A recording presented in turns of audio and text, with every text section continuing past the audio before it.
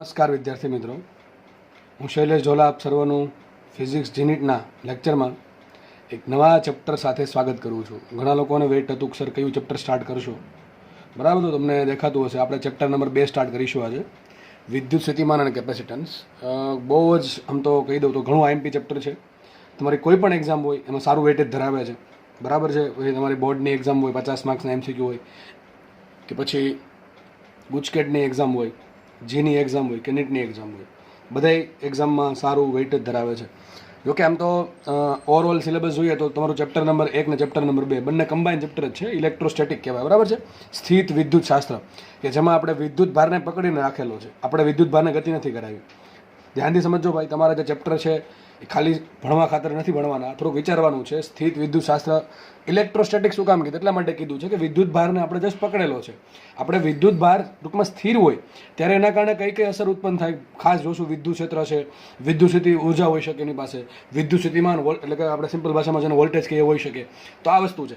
Chapter number 3 આપણે વિદ્યુત ભારને દોડતો કરીશું, બરાબર છે? ચેપ્ટર નંબર 3 આપણે ભણશું પ્રવાહ વિદ્યુત, કે જેમાં પ્રવાહ ઉત્પન્ન થશે, હકીકત ઇલેક્ટ્રોનના ફ્લોના કારણે થાય, બરાબર છે? પહેલાં એવું માનતા કે ધન વિદ્યુત ભારના કારણે થાય, એટલે ટૂંકમાં આપણે વિદ્યુત ભારને ટૂંકમાં ગતિ આપશું ચેપ્ટર નંબર 3માં. પછી ચેપ્ટર નંબર 1, 2 એમાં આપણે વિદ્યુત ક્ષેત્ર ભણશું. હવે વિદ્યુત ક્ષેત્ર છે એ ઉત્પન્ન થાય જ, વિદ્યુત ભાર સ્થિર હોય, ગતિ કરતું હોય, બરાબર? વિદ્યુત ક્ષેત્ર 100% ઉત્પન્ન થવાનું. ચેપ્ટર નંબર 3માં એમ જોશું વિદ્યુત ભાર ગતિ કરે છે, બરાબર છે? એટલે કોઈ આડછેદ છે એમાંથી ચોખ્ખો વિદ્યુત ભાર પસાર થતો હોય તો 100% ડેફિનેટલી કરંટ ઉત્પન્ન થશે, ઇલેક્ટ્રિક કરંટ, જેને આપણે સાદી ભાષામાં વિદ્યુત પ્રવાહ કે પ્રવાહ વિદ્યુત કહીએ છીએ, બરાબર છે? ત્યારબાદ અવરોધ જોશું, અવરોધોના જોડાણ જોશું, પોટેન્શિયોમીટર છે, મીટર બ્રિજ છે, વિસ્ટન બ્રિજ છે, આ બધી વસ્તુનો અભ્યાસ કરશું.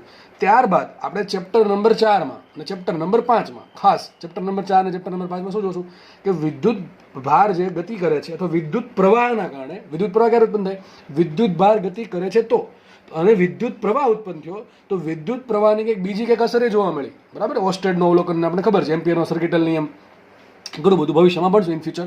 તો ત્યારે જોશું કે આ જે પ્રવાહ ઉત્પન્ન થયો છે એના કારણે કંઈક મેગ્નેટિક ઇફેક્ટ પણ ઉત્પન્ન થાય છે. તો ચુંબકીય અસર એટલે કે મેગ્નેટિક ઇફેક્ટ છે એનો આપણે ચેપ્ટર નંબર 4માં ડિટેલમાં અભ્યાસ કરશું. ત્યારબાદ આપણે ચેપ્ટર નંબર 5માં ખાસ જે અર્થ છે એની જે મેગ્નેટિક ફિલ્ડ છે એનો પણ આપણે ડેક્લિનેશન એંગલને ઘણું બધું આવશે એમાં, એ બધી વસ્તુનો અભ્યાસ કરશું, બરાબર છે? પછી આપણે આગળ હજી થોડાક આગળ જશું તો એમાં થોડુંક એક ચેપ્ટર આવશે વિદ્યુત ચુંબકીય પ્રેરણ. ટૂંકમાં આપણે હવે ચુંબકીય અસરે ભણી લીધી છે, પણ એનો ઉપયોગ ક્યાં કરશું, બરાબર છે? લોરેન્સ બળ શું છે, વિદ્યુત ભાર વિદ્યુત ક્ષેત્રના કારણે આપણે લગાડવું બળ F બરાબર QE, એ પ્રમાણે ચુંબક ક્ષેત્રના કારણે પણ બળ લાગશે Q × V × B. આ બધાને ભેગા થવાથી લોરેન્સ બળ લાગશે, બરાબર છે? અને ત્યારબાદ આપણે ઇલેક્ટ્રિસિટી જનરેટ કરશું. હવે આપણે ઇલેક્ટ્રિસિટી જનરેટ કેમ થાય છે કોન્સેપ્ટ ભણશું, જેમાં આપણે ઘણો સારો રહેશે ફેરાડે, બરાબર છે? ચુંબકીય ફ્લક્સ ભણશું ત્યારે આપણને ખબર પડશે. અને એક ચેપ્ટર છેલ્લે રહેશે પ્રત્યાવર્તી પ્રવાહ એટલે કે AC, અલ્ટરનેટિંગ કરંટ. ટૂંકમાં આ બધા ચેપ્ટર સિક્વન્સમાં આપણે ભણશું ધીમે ધીમે, બરાબર છે? ઓકે, ચલો. હવે આ ઘણો તો આમ ધોરણ 12માં જે ફિઝિક્સ છે એમ તો 2 ભાગ પડે, એના મોસ્ટલી 2 ભાગ પાડી શકે. એક તો જે ઇલેક્ટ્રિસિટી વાળું જે લાગુ પડે, મેં તમને જે બધી વાત કરી છે, બરાબર? અને એક બાજુ લાગુ પડે ક્વોન્ટમ મિકેનિક્સ અથવા મોડર્ન ફિઝિક્સ, કે જેમાં આપણે ન્યુક્લિયસ છે, પરમાણુ છે, સેમિકન્ડક્ટર છે, બધું હમણાં રિસેન્ટ વસ્તુ કહેવાય, બરાબર છે? એનો આપણે અભ્યાસ કરવાનો છે. ઇલેક્ટ્રોમેગ્નેટિક વેવ્સ છે. અને એક રહેશે ભાગ આપણો ઓપ્ટિક્સમાં 2 ચેપ્ટર આવશે, તરંગ પ્રકાશશાસ્ત્ર અને કિરણ પ્રકાશશાસ્ત્ર, બરાબર છે? તો આ પ્રમાણે આપણે 1 બાય 1 ચેપ્ટર પૂરા કરશું. આ તમારું ચેપ્ટર નંબર 4 છે, બરાબર છે? આપણા સિલેબસમાં ચેપ્ટર ચોથું ચેપ્ટર સ્ટાર્ટ કરી આજે, એટલે આમ ચેપ્ટર 2 છે. આપણે જે પહેલાં કયું પૂરું કર્યું, વિદ્યુત ભારવાળું પૂરું કર્યું, બરાબર છે? વિદ્યુત ભાર વિદ્યુત ક્ષેત્ર પહેલું ચેપ્ટર. પછી સેમિકન્ડક્ટર. પછી આપણે લીધું કયું, દ્રવ્ય અને વિકિરણનો દ્વૈત સ્વભાવ એટલે કે dual nature of matter and radiation, એ આપણે પૂરું કર્યું, બરાબર છે? અને હવે આજે ચોથું ચેપ્ટર સ્ટાર્ટ કરીએ, આપણું ચેપ્ટર નંબર 2 વિદ્યુત સ્થિતિમાન અને કેપેસિટન્સ. તો આજે તમને ઓવરઓલ ખ્યાલ આવી ગયો હશે ફિઝિક્સ છે, બરાબર છે? આ પ્રમાણે વહેંચાયેલું છે ધોરણ 12. જોકે આમ ગણીએ તો થોડુંક 11માનું ફિઝિક્સ થોડુંક લેન્ધી છે, બરાબર? થોડુંક આમ છોકરાઓને ટફ લાગે છે, કારણ કે એમાં કોન્સેપ્ટ વધારે આવે છે. અને ધોરણ 12નું જે ફિઝિક્સ છે એમાં મોટા ભાગના ચેપ્ટર જે છે એ મોસ્ટલી ફોર્મ્યુલા બેઝ હોય, બરાબર? સૂત્ર આવડે તો દાખલા આવડે. હા, એવું નથી કે સાવ ફોર્મ્યુલા બેઝ છે તો બહુ ઇઝી થઈ જાય તમારા માટે, પણ જેટલી વસ્તુમાં આઈ થિંક જેટલું કોન્સેપ્ચ્યુઅલ વસ્તુ હોય એટલું ઇઝી પડે એને યાદ રાખવું, સમજવું, બરાબર છે? સૂત્ર મોટા ગોખવા કરતાં વસ્તુ બેટર એ છે કે સમજીને આપણે યાદ રાખીને દાખલો ગણીએ, બરાબર છે? એટલે દેખું છે conceptual physics by SG Dhola. Okay, તો ચલો સ્ટાર્ટ કરીએ આપણે. Late start it. ઓકે, ચલો. હવે થોડુંક આપણે બેકગ્રાઉન્ડમાં જશું. ચેપ્ટર નંબર 6 ધોરણ 11 ચેપ્ટર નંબર 6 કયું હતું? બધાને આવડી જ ગયું હશે, કાર્ય ઉર્જા પાવર. એમાં આપણે ભણ્યા હતા કાર્ય શું છે. તમને યાદ હતું તો શરૂઆતના જ લેક્ચરમાં તમને કાર્ય શોધવાના 4 સૂત્ર આપ્યા હતા, 4 કે 3 સૂત્ર આપ્યા હતા. અને તમને એમ કીધું હતું કે આ સૂત્ર MP છે, એમાં એક સૂત્ર હતું ડબલ્યુ બરાબર સદિશ એફ ડોટ ડી, બરાબર છે. સદિશ એફ ડોટ ડી એટલે કે બળ ગુણ્યા સ્થાનાંતર, બરાબર. પણ ડોટ ગુણાકાર આવે છે બંને, અને આપણને એ પણ ખબર છે કાર્ય અદિશ રાશિ છે, અદિશ રાશિ છે નહીં. તો મેં તમને ત્યારે એવું કીધું ડબલ્યુ બરાબર એફ ડોટ ડી સૂત્ર તમે ત્યારે જ વાપરી શકો કે જ્યારે બળ અચળ હોય તો. પછી એક બહુ અતિ મહત્વનું સૂત્ર તમને આપ્યું હતું, ડબલ્યુ બરાબર સંકલન F dot DR. I think બધાને યાદ હશે. ડબલ્યુ બરાબર સંકલન એફ ડોટ ડીઆર કયો, ડીએક્સ કયો, ડીવાય કયો, ડીઝેડ કયો, જે પણ કયો, પણ જનરલ ટર્મ્સમાં 3Dમાં વાપરવું તો સદિશ એફ ડોટ ડીઆર આવશે. આ સૂત્ર બધાને ખબર હશે. અને કન્ડિશન છે કે સૂત્ર વાપરવાનું ક્યારે, જ્યારે બળ અચળ ના હોય. મેં તમને એક એક્ઝામ્પલ આપ્યું હતું કે પેલા કબાટનું, બરાબર. ધારો કે કબાટ છે કોઈ, એ કબાટને આપણે ખસેડવો છે, તો આપણે શરૂઆતમાં વધારે બળ કરશું, જેવો થોડો ખસી ગયો એટલે આપણે ઓછા બળે એને આગળ ખસેડી શકશું, બરાબર. આ પ્રમાણે થશે. જ્યારે કોઈ વસ્તુ ખસેડવામાં આવે, કોઈ વસ્તુ પર કાર્ય કરવામાં આવે, ત્યારે હંમેશા એવું જરૂરી નથી કે એના પર અચળ બળ જ લાગે, બરાબર. બળનું મૂલ્ય બદલતું હોય, બળની દિશા બદલતી હોય, આવું બધું થતું હોય છે. ત્યારે આપણે કાર્ય શોધવું તો સૂત્ર આવશે કાર્ય બરાબર ડબલ્યુ બરાબર સંકલન એફ ડોટ ડીઆર, જો કે આ સાબિત કરેલું છે, બરાબર છે. તો આપણે ત્યાંથી સ્ટાર્ટ કરીએ. ચલો હવે ધ્યાનથી વન બાય જે સમજાવું છું સ્ટેપ, એ સમજતા જશો એટલે જેમ લેક્ચર પતતો જશે એમ તમારા મગજમાં પણ એકદમ ક્રિસ્ટલ ક્લિયર ખ્યાલ આવતો જશે. અને આઈ થિંક લેક્ચર પૂરો થશે ત્યાં સુધી બની શકે ઘણા લોકોને આ બધી વસ્તુ છે એ વ્યવસ્થિત સમજાઈ જાય અને યાદ પણ રહી જાય. લેક્ચર પૂરો થાય ત્યાં સુધીમાં જ યાદ રહી જશે. પછી જસ્ટ ખાલી 5 થી 10 મિનિટમાં નજર ફેરવવાની રહેશે તમારે. પણ એના માટે તમારે વ્યવસ્થિત રીતે તન અને મનથી અહીંયા લેક્ચરમાં વ્યવસ્થિત રીતે સમય આપવો પડશે, બરાબર છે. ઓકે, ચલો સ્ટાર્ટ કરીએ. તો થોડુંક બેકગ્રાઉન્ડમાં જઈએ છીએ. માનો કે ક્યુ વિદ્યુત ભાર છે, એને સદિશ ઈ જેટલા વિદ્યુત ક્ષેત્રમાં મૂકો. હવે વિદ્યુત ક્ષેત્ર શું કરશે, એના પર બળ લગાડશે. શું કરશે, બળ લગાડશે. તો વિદ્યુત ક્ષેત્રના કારણે ધારો કે એ જે વિદ્યુત ભાર ક્યુ છે એનું ડીઆર જેટલું સૂક્ષ્મ સ્થાનાંતર થયું. શું થયું, ફરીથી સમજો. એક વિદ્યુત ક્ષેત્ર લાગુ પાડેલું છે સદિશ ઈ. જો વિદ્યુત ક્ષેત્ર અલગ છે, વિદ્યુત ભાર અલગ છે.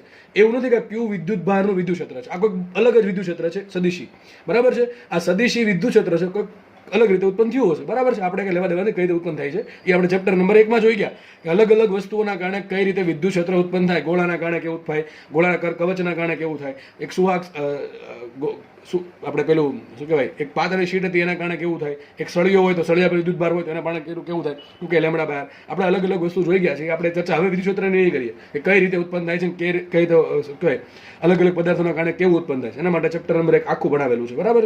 તો માનો કે બાહ્ય વિદ્યુત ક્ષેત્ર સદિશ ઈ છે, એમાં એક વિદ્યુત ભાર ક્યુ મૂકો તો ડેફિનેટલી ખબર છે આના પર બળ લાગશે. કેટલું બળ લાગે, એફ બરાબર ક્યુ જેટલું બળ લાગે. આ બળના કારણે માનો કે એ જે વિદ્યુત ભાર ક્યુ છે, અલગ જ વિદ્યુત ભાર, એ ડીઆર જેટલું સ્થાનાંતર કરે છે. તો મને એમ કહો વિદ્યુત ક્ષેત્ર દ્વારા અથવા બળ દ્વારા કેટલું કાર્ય થાય. તો આપણે કામ કરશું. અહીંયા મેં સૂક્ષ્મ સ્થાનાંતર આપ્યું તો કાર્ય સૂક્ષ્મ હશે. તો સૂત્ર શું હશે, ડી ડબલ્યુ બરાબર સદિશ એફ ડોટ ડીઆર. આ બધાને ખબર પડી સૂત્ર ક્યાંથી આવ્યું. અરે બળ ગુણ્યા સ્થાનાંતર. હવે જે સ્થાનાંતર છે ઘણું સૂક્ષ્મ કર્યું છે, સ્થાનાંતર છે ઘણું સૂક્ષ્મ કર્યું, તો હું થોડાક સૂક્ષ્મ સ્થાનાંતર માટે બળને અચળ લઈ શકું. કેટલું બળ લાગશે, એફ બરાબર ક્યુ. કેટલું બળ લાગશે, એફ બરાબર ક્યુ. તો એફ બરાબર શું મૂકી દે, ક્યુ ઈ ડોટ ડીઆર. સમજ પડે કે ન પડે. તો સૂત્ર ક્યાંથી આવ્યું, હકીકત આ ચેપ્ટર નંબર 6 માંથી આવ્યું, ધોરણ 11 ના, બરાબર છે. સદિશ એફ ડોટ ડીઆર તો ખબર જ છે, સૂક્ષ્મ કાર્ય બરાબર સદિશ એફ ડોટ ડીઆર. ને એફ બરાબર શું હોય અહીંયા, ક્યુઈ. ભાઈ બળ છે અલગ અલગ સ્વરૂપે હોય, બરાબર. ચુંબકીય બળ હોય, વિદ્યુત બળ હોય, ઘર્ષણ બળ હોય. આપણે બળના અલગ અલગ સ્વરૂપો છે. તો વિદ્યુત બળ લાગશે કેટલું, એફ બરાબર ક્યુઈ. તો એફ સદિશ ડોટ ક્યુ ઇન્ટુ સદિશ ઈ ડોટ સદિશ ડીઆર. અહીં સદિશ ઈ વિદ્યુત ક્ષેત્ર, સદિશ રાશિ, સ્થાનાંતર પણ સદિશ રાશિ પણ સૂક્ષ્મ સ્થાનાંતર એટલે ડીઆર. એવું તો આ મને સૂક્ષ્મ કાર્ય મળ્યું. મારે કુલ કાર્ય શોધવું છે. બની શકે કે વિદ્યુત ક્ષેત્ર છે એ સમાન્ય હોઈ શકે, અસમાન્ય હોઈ શકે, આપણને કંઈ ખબર નથી. વિદ્યુત ક્ષેત્ર સદિશ ઈ છે, હવે એની દિશા બદલી શકે અલગ અલગ. માનો કે વિદ્યુત ક્ષેત્ર અહીંયા આમ છે, આગળ આ રીતે હોય, તો આ પ્રમાણે ટૂંકમાં વિદ્યુત ક્ષેત્ર છે એનું મૂલ્ય બદલી શકે અને દિશા બદલી શકે. જેમ જેમ જેમ જેમ સ્થાનાંતર થતું હોય એમ બંને વસ્તુ બદલી શકતી હોય. કે વિદ્યુત ક્ષેત્ર છે એનું મૂલ્ય બદલી શકતું હોય અને દિશા પણ બદલવાની પોસિબિલિટી છે. તો આપણે એવું માની ના શકીએ કે વિદ્યુત ક્ષેત્ર અચળ છે, બરાબર. એવું માની ના શકીએ આપણે શરૂઆતથી કે વિદ્યુત ક્ષેત્ર અચળ છે. હા, એવું તમે કેસ લઈ શકો કે વિદ્યુત ક્ષેત્ર અચળ હોય તો કેટલું કાર્ય થાય, પણ દર વખતે એવું ના કહી શકો કે 100% વિદ્યુત ક્ષેત્ર અચળ જ છે. તો આપણે વિદ્યુત ક્ષેત્ર જો અચળ ના હોય તો બળ અચળ ના થાય, બળ અચળ ના હોય તો કાર્ય સૂત્ર શું છે, ડબલ્યુ બરાબર સંકલન એફ ડોટ ડીઆર. એટલા માટે આપણે સૂક્ષ્મ કાર્ય શોધ્યું. તો સૂક્ષ્મ કાર્ય મળી ગયું, એનું શું કરી નાખું, સંકલન કરી નાખું. તો શું મળશે, ડબલ્યુ બરાબર સંકલન ડી ડબલ્યુ. આઈ થિંક બધાને ખ્યાલ ક્લિયર થતો છે હું શું બોલું છું. આના માટે ચેપ્ટર નંબર 6 ને થોડોક આછો પાતળો ખ્યાલ તો અત્યારે હોવો જ જોઈશે. એટલે જ કહું છું વારે વારે કે રિવિઝન છે, રિવિઝન છે, રિવિઝન છે. એ તમારા માટે એમબીબીએસ બનવું હોય કે જીમ અથવા કોઈ પણ એક્ઝામમાં, ગુજકેટ હોય, ધોરણ 12 બોર્ડની એક્ઝામ હોય, એમાં સારા માર્ક્સે પાસ થવું હોય, મેરિટમાં સારો રેન્ક લાવવું હોય તો રિવિઝન સિવાય કોઈ બીજો એનો રસ્તો જ નથી, બરાબર છે. અને તમારે કરવાનું છે. અમે અહીંયા અમારું કામ કરીએ છીએ. Now it's up to you. તમે શું કરો તમારા પર છે, રિવિઝન કરો કે ના કરો. આઈ થિંક દરેક લેક્ચરમાં હું લગભગ રિવિઝન વિશે કહું છું. કારણ કે વિચારો જ્યારે સમય બહુ ઓછો હશે, એક્ઝામ નજીક હશે ને ત્યારે યાદ આવશે કે કદાચ રિવિઝન કર્યું હતું તો અત્યારે ઘણું બધું ક્લિયર થઈ ગયું હતું આપણું. કંઈ નહીં, જે લોકોને પહેલાં સમજ પડે પહેલાં માનવું, મોડેકથી સમજ પડે અને મોડેકથી માનવું, અને જેને સમજ ના પડે અને કંઈ વાંધો નહીં, કંઈ ફરક નહીં પડે બહુ.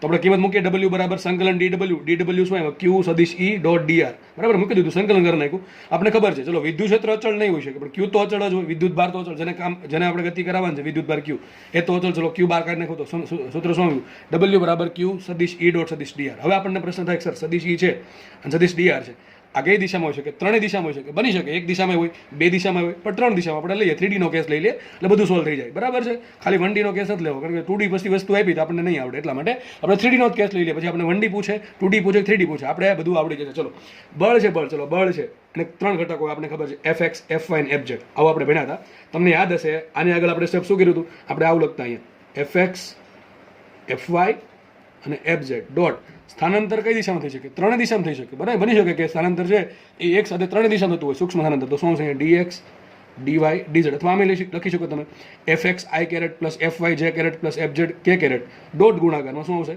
dx i caret plus dy j caret plus dz k caret. આપણે કાઉન્સમાં લખો તો થશે. આપણને ખબર છે i caret dot i caret 1 થાય, j caret dot j caret 1 થાય, k caret dot k caret 1 થાય, પરંતુ i caret dot j caret કે i caret dot k caret 0 થાય. ટૂંકમાં x નો x સાથે ગુણાકાર થશે, બાકીના પદ 0 આવશે. આ તે વસ્તુ બધાને ખબર જ હશે. ચેપ્ટર નંબર 4 સદિશમાં આટલું તો ભણાવેલ છે, ડોટ ગુણાકારમાં વ્યવસ્થિત રીતે જોઈ લેવું વ્યવસ્થિત બરાબર. તો આપણી પાસે એ બળ નથી, આપણી પાસે વિદ્યુત ક્ષેત્ર છે. કારણ શું છે? આપણી પાસે વિદ્યુત ક્ષેત્ર છે. તો વિદ્યુત ક્ષેત્ર સદિશ રાશિ છે, એના ત્રણ ઘટક હોઈ શકે. કયા હોઈ શકે? ex ey ez. વિદ્યુત ક્ષેત્ર જે છે એ ત્રણ દિશામાં હોઈ શકે. કેટલું હોઈ શકે? ex ey અને ez. ડોટ ગુણાકારમાં શું કર્યું? સૂક્ષ્મ સ્થાનાંતર એના પણ ત્રણ ઘટક હોઈ શકે dx dy dz. આ પ્રમાણે આપણે ડોટ ગુણાકાર કરશું તો આપણે ખબર છે i કેરેટનો i કેરેટ સાથે આવશે, j કેરેટનો j કેરેટ સાથે આવશે અને k કેરેટનો k કેરેટ સાથે ડોટ ગુણાકાર આવશે. અને ડોટ ગુણાકાર એટલે કે અદિશ ગુણાકાર, તો જવાબ અદિશ જ હોય, એક સંખ્યા આવશે. શું આવશે જવાબ? સંખ્યા જ આવશે. તો લખીએ આપણે શું આવશે ex dx plus ey dy plus ez dz સદિશ સોરી ડોટ ગુણાકાર આપણે વાપરેલો છે. ખબર ના પડે તો ચેપ્ટર નંબર 4 રિવિઝન કરી લેવું થોડું બરાબર. તો આપણે આટલું કાર્ય મળશે. સર આપણે શીખાશું, આપણે સાહેબ એવું શીખા છીએ કે માનો કે કોઈ વિસ્તારમાં વિદ્યુત ક્ષેત્ર હતું, એમાં ભૂલથી આ વિદ્યુત ભાર ક્યુ અંદર દાખલ થઈ ગયો, તો વિદ્યુત ભાર ક્યુ છે એના પર બળ લગાડશે, બળ લાગે ડેફિનેટલી બળ લાગે થોડુંક સ્થાનાંતર થશે બરાબર, બળના કારણે ગતિ થશે, તો સ્થાનાંતર થયું સૂક્ષ્મ સ્થાનાંતર. હવે આપણે સૂક્ષ્મ સ્થાનાંતર કેમ ગયા સર? સીધું સ્થાનાંતર કેમ શોધી નાખ્યું? એનું કારણ એ છે કે આપણે વિદ્યુત ક્ષેત્ર જે છે સદિશ એ કેવું છે આપણને ખબર નથી. શું એ બદલે છે, અચળ છે કે બદલે છે? બદલેમાં બે તે આવે, મૂલ્ય બદલી શકે, દિશા બદલી શકે. એટલે કઈ ટાઈપનું વિદ્યુત ક્ષેત્ર છે એ આપણને ડેફિનેટલી અત્યારે ખબર છે નહીં. આપણે જનરલ સેન્સમાં વાત કરીએ, ધારો કે વિદ્યુત ક્ષેત્ર બદલે છે, તો આપણે જે બળ છે એ બળ અચળ નહીં હોય. બળ અચળ નહીં હોય તો મને ડાયરેક્ટલી કાર્ય મળે નહીં, બહાર શોધવું પડે સૂક્ષ્મ કાર્ય. સૂક્ષ્મ કાર્ય શોધ્યા પછી સૂક્ષ્મ કાર્ય ડીડબલ્યુ આવશે સદિશ f ડોટ ડીઆર, અહીંયા f બરાબર આવશે QE ડોટ ડીઆર, વિદ્યુત બળ f બરાબર QE મૂક્યું આપણે. સૂક્ષ્મ કાર્ય મળ્યા પછી કુલ કાર્ય શોધવા માટે સંકલન કરવું પડે. સૂક્ષ્મ કાર્યનો સરવાળો કરો, એ સરવાળો પરિણામ છે કુલ કાર્ય W. તો W બરાબર ઇન્ટિગ્રેશનમાં સરવાળો પરિણામ છે, એટલે W બરાબર ઇન્ટિગ્રેશન ઓફ DW સંકલનમાં પરિણામ છે સરવાળો, સૂક્ષ્મ સરવાળો બરાબર છે. તો કિંમત મૂકી, આપણે Q ને બહાર કાઢ્યો અને આપણે જોઈ લીધું કે ભાઈ સદિશ E છે એના કેટલા ઘટક હોઈ શકે? ત્રણ ઘટક હોઈ શકે. એની સામે સૂક્ષ્મ સ્થાનાંતર છે કઈ દિશામાં થઈ શકે? બની શકે એ સાયમલ્ટેનિયસલી એક સાથે ત્રણ દિશામાં થઈ શકે. તો dx dy dz આટલી વસ્તુ બધાને આઈ થિંક ખબર પડી ગઈ. આ વસ્તુનો દાખલો પૂછે, તમને આવો પ્રશ્ન પૂછે, સદિશી તમને આપી દે બરાબર છે, અને કાર્ય પૂછી નાખે, વિદ્યુત ભાર Q આપી દે, તો દાખલો આપણે ગણશું ત્યારે ખબર પડશે કે કયા દાખલા પૂછાય છે એમાંથી બરાબર છે. તો દાખલાથી પૂછવાનું ચાન્સીસ છે. હજી આ ચેપ્ટર નંબર 6 ચાલે છે, આપણે ચેપ્ટર નંબર 2 સ્ટાર્ટ કર્યું જ નથી એમ માનો, કારણ કે આ બધી વસ્તુ બેકગ્રાઉન્ડમાં આવી જ ગઈ છે ઓલરેડી. અહીં લખ્યું છે સદિશ E બરાબર ત્રણ ઘટકો ex i caret ey j caret ez k caret બરાબર છે. એ જ રીતે અને આમ પણ લખાય બરાબર, કાઉન્સમાં લખો તો આ પ્રમાણે લખાશે, અને સદિશને સરવાળા સ્વરૂપે લખો તો આ પ્રમાણે લખાશે, અને કાઉન્સ સ્વરૂપે બેનો મિનિંગ સરખો જ છે, સેમ મિનિંગ દર્શાવે છે. બંને સેમ મિનિંગ દર્શાવે છે, ડેમોન્સ્ટ્રેટ કરે છે સેમ મિનિંગ. બેમાં કંઈ ફરક નથી, આમ લખો તો સાચું, આમ લખો તો સાચું બરાબર છે. બેમાંથી કોઈ એક લખવાનું. અને ડીઆર નહીં, ડીઆર શું છે? સૂક્ષ્મ સ્થાનાંતર, એ પણ આમ લખી શકો, તમે આમ લખી શકો, કંઈ આગળ આપણે એવું ભણ્યા હતા કે વિદ્યુત ભાર Q ને વિદ્યુત ક્ષેત્ર મૂકવામાં આવે તો વિદ્યુત ક્ષેત્ર વડે કાર્ય થશે. પણ આપણે ત્યાં ફિક્સ નહોતું કે ભાઈ ક્યાંથી ક્યાં સુધી લઈ જવો છે. તો કાર્ય હોય તેમાં સ્થાનાંતર આવે, સ્થાનાંતરમાં ફિક્સ વસ્તુ આવે ક્યાંથી કેટલું સ્થાનાંતર થાય છે. એના માટે હવે કામ કરીએ. આગળ જનરલ સેન્સની વાત કરી હતી, આપણે ફિક્સ કરી નાખીએ હવે વિદ્યુત ક્ષેત્રમાં મૂકવાનો છે વિદ્યુત ભારને, અને P થી Q લઈ જવાનો છે, તો કેટલું કાર્ય કરવું પડે? સૂત્ર આગળ ભણી ગયા હતું. આગળ સૂત્ર શું ભણ્યા? W બરાબર Q સંકલન E ડોટ ડીઆર. પણ હવે કામ કરી નાખીએ, ચલો P બિંદુ ફિક્સ કરી નાખ્યું, Q બિંદુ ફિક્સ કરી. જો આ બે બિંદુ છે P બિંદુ અને Q બિંદુ. આ Q વિદ્યુત ભાર નથી, Q વિદ્યુત ભાર અહીંયા છે, જસ્ટ ખાલી નામ આપેલા છે P પોઈન્ટ અને Q પોઈન્ટ. તો માનો કે વિદ્યુત ભાર Q પેલા અહીંયા છે, પી બિંદુ પર, ત્યાંથી મારે એને ક્યુ બિંદુ પર લઈ જવો છે, બરાબર. આ પ્રમાણે કોઈ પણ માર્ગે ગતિ કરીને તો સૂત્ર શું સાહેબ આવશે? એમાં સૂત્ર શું આવે? કંઈ નહીં, તમારે જસ્ટ લિમિટ મૂકી દેવાની. શું મૂકી દેવાની? પી થી ક્યુ. સમજ પડે કે ન પડે? તો ડબલ્યુ બરાબર શું છે? ક્યુ સંકલન પી થી ક્યુ ઈ ડોટ ડીઆર. આટલી ખબર પડે કે? આટલે બધાને ખબર પડી ગઈ છે. ફરીથી સમજાવી દઉં છું. આગળના કેસમાં આપણે જનરલ સેન્સની વાત કરીએ. ભાઈ વિદ્યુત ભાર ક્યુને વિદ્યુત ક્ષેત્રમાં મૂકવામાં આવે તો આટલું કાર્ય થાય. વિદ્યુત ક્ષેત્ર અચળ નથી તો પણ, બરાબર છે. ટૂંકમાં આ જનરલ સૂત્ર છે, કોઈ પણ જગ્યાએ ચાલે. જો વિદ્યુત ક્ષેત્ર અચળ હોય તો ડોટ ગુણાકાર કરીને એને પહેલાં બહાર લઈ લેવાનું, બરાબર. સંકલનની બહાર તમે કાઢી શકો, પણ નક્કી જ હોવું જોઈએ કે વિદ્યુત ક્ષેત્ર અચળ છે. ખબર જ હોય તો જ, બાકી નીકળી શકે નહીં. તો આપણે જનરલ સેન્સમાં વાત કરીએ કે વિદ્યુત ભાર ક્યુને પી થી ક્યુ લઈ જવા માટે વિદ્યુત ક્ષેત્ર વડે, કોના વડે કહે છે? વિદ્યુત ક્ષેત્ર વડે કેટલું કહે છે? તો પી થી ક્યુ સંકલન પી થી ક્યુ ક્યુ ઇન્ટુ સદિશ ઈ ડોટ ડે. એટલે બેન ખબર પડી કે આગળ ભણા એ જ છે, જસ્ટ ખાલી લિમિટ મૂકી છે પી થી ક્યુની. હવે આગળ મસ્ત કેસ આવે છે, ધ્યાનથી સમજજો, બરાબર છે. સમજીએ આપણે. આગળ આપણે એમ ભણ્યા હતા કે વિદ્યુત ભાર ક્યુ મૂકો, વિદ્યુત ક્ષેત્ર એ કાર્ય કર્યું, વિદ્યુત ક્ષેત્ર દ્વારા વિદ્યુત ભાર પર કાર્ય થાય છે. હવે આપણે એમાં થોડુંક અલગ ભણીએ. આપણે એવું સમજીએ કે વિદ્યુત ભાર ક્યુને સદિશ ઈ જેટલા વિદ્યુત ક્ષેત્રમાં મૂકી દીધા પછી મારે એને પી થી ક્યુ લઈ જવો છે, પરંતુ હવે વિદ્યુત ક્ષેત્રની વિરુદ્ધમાં કાર્ય કરવું હોય કેટલું કાર્ય જોઈએ? જો આવો કેસ ક્યાં સર તમે ભણાવ્યો હતો? આ ચેપ્ટર 6 માં ભણાવેલું છે. માનો કે કોઈ ગાડી છે અથવા કોઈ ટ્રક છે, એ રસ્તા પર ગતિ કરે છે. હવે આપણને ખબર છે, માનો કે એના ડ્રાઈવરે બ્રેક મારી, તો બ્રેક મારશે એટલે શું વિરુદ્ધ દિશામાં ગતિ કરવા માંડે? ના, ગતિ તો સીધી દિશામાં જ કરશે, જે દિશામાં જાય એ દિશામાં જશે. પરંતુ બ્રેક મારો શું થશે? ઘર્ષણ બળ બહુ વધારે ઉત્પન્ન થશે, બરાબર, બ્રેકિંગના કારણે. તો બ્રેકિંગના કારણે ઘર્ષણ બળ ક્યાં ઉત્પન્ન થાય? પાછળની દિશામાં. સ્થાનાંતર ક્યાં થશે? સ્થાનાંતર થાય આગળની દિશામાં. બળ લાગે પાછળ તરફ. જો યાદ રાખજો, ખાસ કહું છું, બળ ઘર્ષણ બળ પાછળ લાગશે પણ સ્થાનાંતર આગળ થાય છે. તો મને એમ કહો, બંને વચ્ચેનો ખૂણો કેટલો? બંને વચ્ચેનો ખૂણો થાય 180 ડિગ્રી. તો મને એમ કહો, આમાં ઘર્ષણ બળની દિશામાં કાર્ય થાય, ઘર્ષણ બળની વિરુદ્ધ દિશામાં કાર્ય થાય? ઘર્ષણ બળની વિરુદ્ધમાં કાર્ય થાય છે, બરાબર છે. તો હંમેશા એવું જરૂરી નથી કે જે દિશામાં બળ લાગે એ જ દિશામાં સ્થાનાંતર થાય. હા, મોટા આ પેન છે, ધક્કો મારું પાછળથી તો બળે આમ લાગે છે, સ્થાનાંતરે આમ થાય છે, એવું બની શકે. પણ દરેક વખતે એવું નથી, હંમેશા એવું જરૂરી જ નથી કે જે દિશામાં બળ લાગે એ જ દિશામાં સ્થાનાંતર થાય. ઘર્ષણ બળ એનું એક્ઝામ્પલ છે. ઘર્ષણ બળ લાગે છે વિરુદ્ધ દિશામાં, સ્થાનાંતર થાય છે આગળની દિશામાં. સમજ પડે કે ના પડે? તો આને શું કહેવાય? ઘર્ષણ બળની વિરુદ્ધમાં થતું કાર્ય. શું કહેવાય એને? સાદી ભાષામાં એમ કહેવાય ઘર્ષણ બળની વિરુદ્ધમાં થતું કાર્ય. તો સેમ વસ્તુ અહીંયા આપણે ભણવાની છે કે વિદ્યુત ભાર ક્યુને સદિશ જેટલા વિદ્યુત ક્ષેત્રમાં પી થી ક્યુ લઈ જવા માટે વિદ્યુત ક્ષેત્રની વિરુદ્ધમાં કેટલું કાર્ય કરવું પડે? આગળ કંઈ નથી કરવાનું. આગળ જે વિદ્યુત ક્ષેત્ર વડે જે કાર્ય મળ્યું એમાં આગળ જસ્ટ માઇનસ મૂકી દેવાનું છે. આ માઇનસ શું બતાવે? યાદ કરો, મેં તમને ચેપ્ટર નંબર 6 ભણાવ્યું ત્યારે કીધું હતું કાર્ય ધને હોય, કાર્ય ઋણે હોય ને કાર્ય ઝીરો હોય. કાર્ય ઝીરો ક્યારે હશે? આ બંનેનો ડોટ ગુણાકાર ઝીરો થાય તો ક્યારે થઈ શકે? બે પરપેન્ડિક્યુલર હોય, બરાબર છે. બળ એક્સ દિશામાં લાગતું હોય, સ્થાનાંતર વાય દિશામાં થતું હોય તો કાર્ય ઝીરો થશે. અથવા બળ ઝીરો હોય કે સ્થાનાંતર ઝીરો હોય તો પણ કાર્ય ઝીરો થાય. ધન ક્યારે હોય? જ્યારે બંનેનો ડોટ ગુણાકાર ઝીરો આવે તો ડોટ ગુણાકારમાં શું આવે? સિમ્પલ આ જ આવે, ઈ ડીઆર કોસ થીટા. શું આવે? ઈ ડીઆર કોસ થીટા. આપણે ખબર છે, ડોટ ગુણાકાર નામ લખાય. તો થીટા છે 0 થી 90 ડિગ્રી વચ્ચે હોય ત્યારે શું આવશે? કાર્ય ધન થાય, બરાબર છે. ઈ અને ડીઆર વચ્ચેનો ખૂણો લઘુ કોણ હોય ત્યારે કાર્ય ધન થશે. ગુરુ કોણ હોય તો કોસ ટૂંકમાં ઋણ થઈ જાય, કોસ ઋણ થાય તો કાર્ય ઋણ થશે, કોસ ધન થાય તો કાર્ય ધન થાય. સિમ્પલ વસ્તુ છે. આ બધું ભણાવેલું છે દોસ્ત. ચેપ્ટર નંબર 6 જેને યાદ હશે એને વધારે સમજ પડતી હશે આઈ થિંક, બરાબર છે. તો આગળ માઇનસ. સર માઇનસ શું બતાવે છે? માઇનસ સિમ્પલ એવું બતાવે છે, અહીંયા પ્લસ છે એમ બતાવે કે વિદ્યુત ક્ષેત્ર દ્વારા કાર્ય થાય છે, અને માઇનસ છે એમ બતાવે છે વિદ્યુત ક્ષેત્રની વિરુદ્ધમાં કાર્ય થાય છે. તો વાંચો ખાસ. હવે વિદ્યુત ભાર ક્યુને વિદ્યુત ક્ષેત્રની વિરુદ્ધમાં પી થી ક્યુ લઈ જવા માટે કેટલું કાર્ય કરવું પડે? તો સિમ્પલ ક્યાંથી લઈ જવાનું છે? પી થી ક્યુ લઈ જવાનું છે. કોની અસર હેઠળ? વિદ્યુત ક્ષેત્ર અસર. સૂત્ર શું આવશે? સદિશ ઈ ડોટ ડીઆર, આગળ ક્યુ અને આગળ આવશે માઇનસ. આ માઇનસ શું બતાવે છે?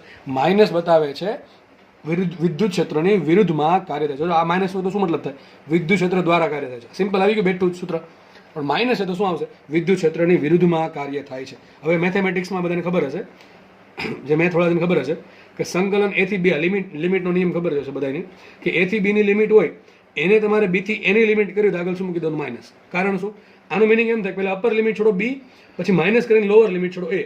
આનો મિનિંગ એમ થાય એ થી બીનો, સોરી બી થી એનો, કે પહેલા અપર લિમિટ છોડો એ અને પાછી માઇનસ કરીને લોઅર લિમિટ છોડો બી. હવે આગળ તમે માઇનસ આપી દો તો એની લિમિટ માઇનસ થઈ જશે, બીની લિમિટ થઈ જશે પ્લસ. તો એમાં આના જેવું થઈ ગયું કે થઈ ગયું? બીની લિમિટ પ્લસ અને એની લિમિટ માઇનસ. સમજ પડે કે ના પડે? તો બે વસ્તુ ટૂંકમાં સરખી છે. નીટ વાળાને યાદ રાખી લેવું ભાઈ, આ ક્યારેક કામમાં આવી જશે. ઓકે, મેથ્સ વાળા તો યાદ જ હશે, બરોબર છે. સિમ્પલ વસ્તુ છે એકદમ. કે સંકલન એ થી બી હોય એને શું કહેવાય? માઇનસ કરીને સંકલન બી થી એ કહેવાય. હકીકત આ માઇનસ અંદર ગુણશો તો આ જે એ થી બી, સોરી બી થી એ જે પદ છે સંકલન, આને બી થી એ બની જાય, અને સંકલન એ થી બી કહેવાય, બરાબર છે. તો બી થી એ જે સંકલન છે હકીકત શેમાં પરિણમશે? એ થી બીમાં પરિણમે. ટૂંકમાં જસ્ટ તમારે આંકડા ફેરવવા હોય A થી B ને B થી A કરવું હોય તો આગળ માઇનસ મૂકવું પડે, બરાબર છે. સેમ વસ્તુ અહીં એપ્લાય કરી જોઈએ આપણે. આ જે માઇનસ છે આ સંકલન આપી દઈએ તો શું થઈ જશે? આજે P થી Q ની લિમિટ હતી, શું થઈ જશે? Q થી P ની લિમિટ. સમજ પડે કે ન પડે? Q થી P બીનું થઈ ગયું, બરાબર કે નહીં? તો W બરાબર શું આવશે? વિદ્યુત ક્ષેત્રની વિરુદ્ધમાં થતું કાર્ય P થી Q સુધી લઈ જવા માટે કેટલું કાર્ય કરવું પડે? માઇનસ Q સંકલન P થી Q E ડોટ dr અથવા Q સંકલન Q થી P E ડોટ dr, બરાબર છે. સેમ વસ્તુ છે. હવે બીજી વાત, ખાસ વસ્તુ એ હવે આ ચેપ્ટરની અથવા જો આ જે ટોપિક છે એ ટોપિકની સૌથી મહત્વની વાત, અહીંયા જે કાર્ય થાય છે ક્યાંથી લઈ જવાનું છે? વિદ્યુતભાર P થી Q. હવે ઓલરેડી મેં 3 માર્ક દોરી દીધા છે. માનો કે તમને એમ કહેવામાં આવે કે ભાઈ વિદ્યુતભાર Q છે, એને તમારે P થી Q પહોંચાડવાનો છે. ક્યાં પહોંચાડવાનું છે? P થી Q પહોંચાડવાનું છે.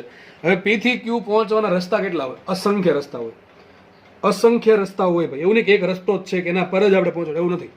મારી પાસે વિદ્યુતભાર Q છે, એને P થી Q પહોંચાડવું છે. કેટલા રસ્તા? અસંખ્ય. મેં 3 દોર્યા. ધારો કે કોઈ વ્યક્તિ છે ને આ પ્રમાણે ગતિ કરાવે, જસ્ટ ખાલી એક્ઝામ્પલ છે સમજવા માટે. ધારો કે આ પ્રમાણે ગતિ કરીને અહીંયા લેવો. બીજો વ્યક્તિ છે, એનું મન થયું ધીમે ધીમે જશું આપણે, બરાબર, અલગ અલગ રસ્તાની થોડીક શેર કરતા જશું, પછી અહીંયા Q પર પહોંચાડે. ત્રીજો વ્યક્તિ છે ધારો કે એમ સીધો આપણે પહોંચાડી દઈએ આ રીતે.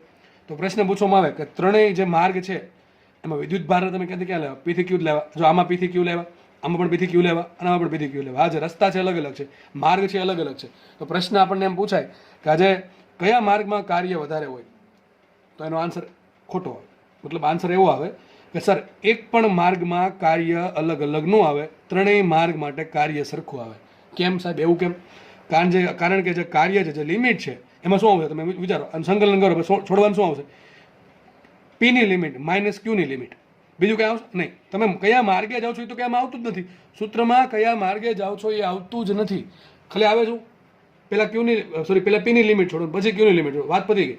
ખાલી P ને Q ની લિમિટ આવશે છેલ્લે સંકલન કર્યા પછી P ને Q ની લિમિટ છોડવાની આવશે, બીજું કંઈ આવશે નહીં. એટલે સાબિત એવું થાય છે અહીંથી કે ભાઈ જે કાર્ય થાય છે, બરાબર છે, વિદ્યુત ક્ષેત્રની વિરુદ્ધમાં આવે કે વિદ્યુત ક્ષેત્ર વિરુદ્ધ દિશામાં આવે કે વિદ્યુત ક્ષેત્રની દિશામાં આવે, ટૂંકમાં વિદ્યુત ક્ષેત્ર વડે કે વિદ્યુત ક્ષેત્રની વિરુદ્ધમાં જે પણ કાર્ય થાય છે એ કોના પર ડિપેન્ડ કરે?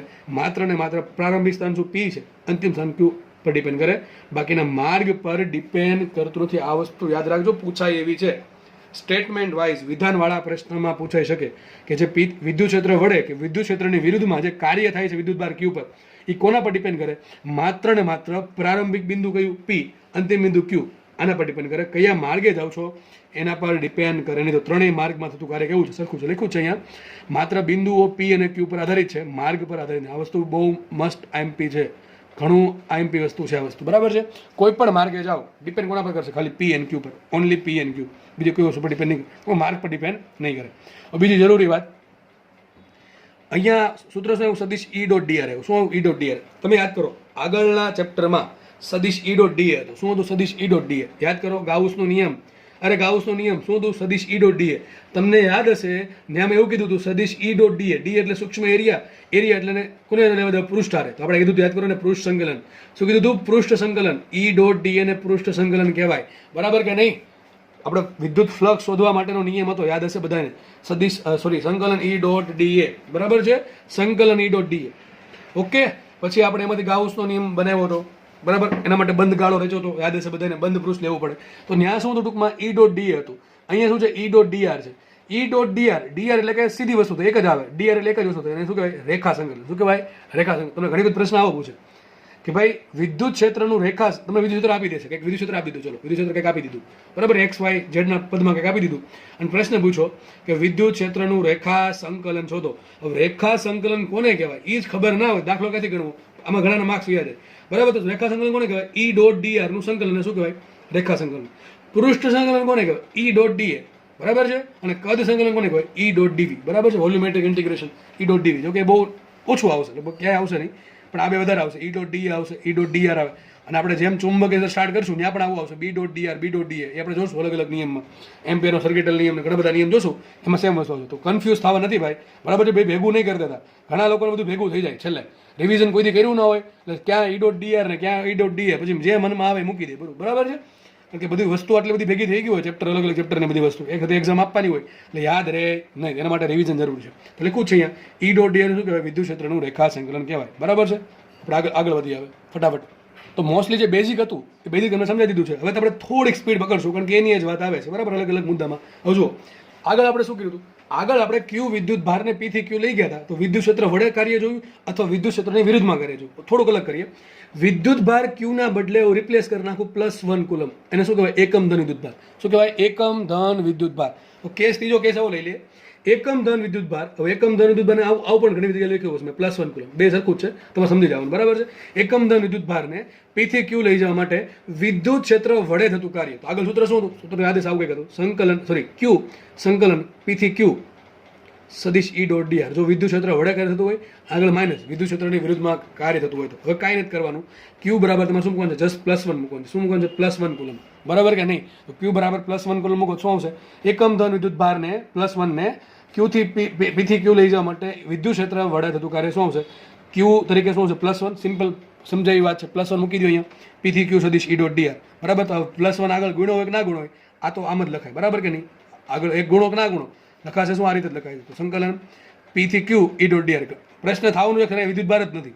તમે કીધું વિદ્યુત ભાર ક્યુ હોય. વિદ્યુત ભાર ક્યુ ક્યાં છે? કંઈ ના, એટલે શું હોય? 1 હોય, બરાબર કે નહીં? એટલે ખબર પડે કે ન પડે? ચલો આટલી ખબર પડી કે આગળ ભણીએ. હવે જે બીજો કેસ હતો એમાં શું કીધું હતું કે વિદ્યુત ભાર ક્યુ છે એને પી થી ક્યુ લઈ જવો છે, પરંતુ વિદ્યુત ક્ષેત્રની વિરુદ્ધ દિશામાં. તમને યાદ હશે સૂત્રમાં આગળ માઇનસ મૂક્યું હતું. માઇનસ શું બતાવે છે? વિદ્યુત ક્ષેત્રની વિરુદ્ધમાં અથવા બળની વિરુદ્ધમાં કાર્ય થાય છે, એમ જસ્ટ ખાલી માઇનસ બતાવે છે. તો અહીં શું મૂકશું આપણે? આગળ વિદ્યુત ભાર ક્યુને લઈ ગયા હતા વિરુદ્ધમાં વિદ્યુત ક્ષેત્રની. હવે શું કરશું? +1 કુલમને મૂકશું. તો એકમ ધન વિદ્યુત ભારને એટલે કે +1 કુલમને પી થી ક્યુ લઈ જવા માટે વિદ્યુત ક્ષેત્ર ઈની વિરુદ્ધમાં કરવું પડતું કાર્ય શું છે? W બરાબર જસ્ટ ખાલી ક્યુ જગ્યા માઇનસ એમ રાખશું. શું મૂકશું? ક્યુ જગ્યાએ +1 મૂક્યો. 1 × સંકલન પી થી ક્યુ સદિશ ઈ ડોટ ડીઆર. તો સિમ્પલ આગળ એક ગુણો ના ગુણો શું લખાશે? -1 પી થી ક્યુ સદિશ ઈ ડોટ ડીઆર. શું લખશું? માઇનસ સંકલન પી થી ક્યુ ઈ ડોટ ડીઆર. આ માઇનસ તમે સંકલન આપી દો શું થઈ જશે? ક્યુ થી પી. હમણાં કીધું તે પ્રમાણે, બરાબર છે? બધાને ખબર પડવી જોઈએ. માઇનસ આપશો શું લખાશે? ક્યુ થી પી. આગળ કીધું તે પ્રમાણે એ થી બી હોય એને શું લખાય?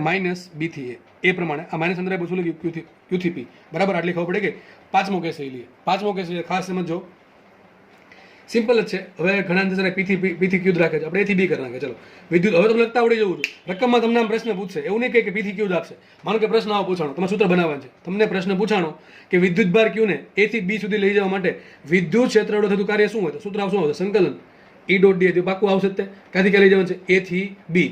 હવે ખાસ જોવાનું કોણ લઈ જવાનું છે? ક્યુ. આગળ ક્યુ વડે ગુણ નહીં. હવે ખાસ જોવાનું વિદ્યુત ક્ષેત્ર વડે કે વિદ્યુત ક્ષેત્ર વિરુદ્ધમાં. વડે તો આગળ પ્લસ કરવાનું, વિરુદ્ધમાં તો માઇનસ કરવાનું. બેસ એ જ વસ્તુ છે. આટલી ખબર પડે. મગજમાં મેં કીધું હતું લેક્ચર જેમ જેમ ચાલતો જશે એમ બધું મોઢે થતું જશે, યાદ રહેતું જશે, સમજાતું જશે અને ચેપ્ટરનો પાયો મજબૂત બનતું જશે. જો અહીંયા મનથી ધ્યાનથી લેક્ચર જોશો તો બીજી વખત લેક્ચર જોવાની જરૂર નહીં પડે. જસ્ટ ખાલી ઉપર છેલ્લી નજર હશે ને તો લેક્ચર છે એ તરત 10 મિનિટમાં આવડી જશે. પણ અહીંયા ધ્યાનથી સમજવું પડશે, બરાબર? એટલે બધા એક્ઝામ્પલ એટલે જ લખું છું. બાકી આ બધું કાંઈ કરવાની જરૂર નથી. હમણાં એક સૂત્ર આવે સીધું આપી દઉં તો ચેપ્ટર તો સ્ટાર્ટ થઈ જ જાય. આ બધું એક્સ્ટ્રા છે, યાદ રાખજો. બધું એક્સ્ટ્રા છે. આ બધું કંઈ કરાવવાની જરૂર છે નહીં. છતાં પણ તમને થોડુંક પાયો મજબૂત બને એટલા માટે કરાવું છું. તો શું લખું અહીંયા? વિદ્યુત ભાર ક્યુને એથી બી લઈ જવું હોય તો આપણને આ પ્રમાણે કાર્ય ટૂંકમાં પી થી ક્યુ જગ્યાએ એથી બી થઈ જશે. વિરુદ્ધમાં કાર્ય કરવું પડે. વિદ્યુત ક્ષેત્રની વિરુદ્ધમાં શબ્દ ખાસ વાંચવાનું. તો શું આવશે? માઇનસ આગળ આવશે.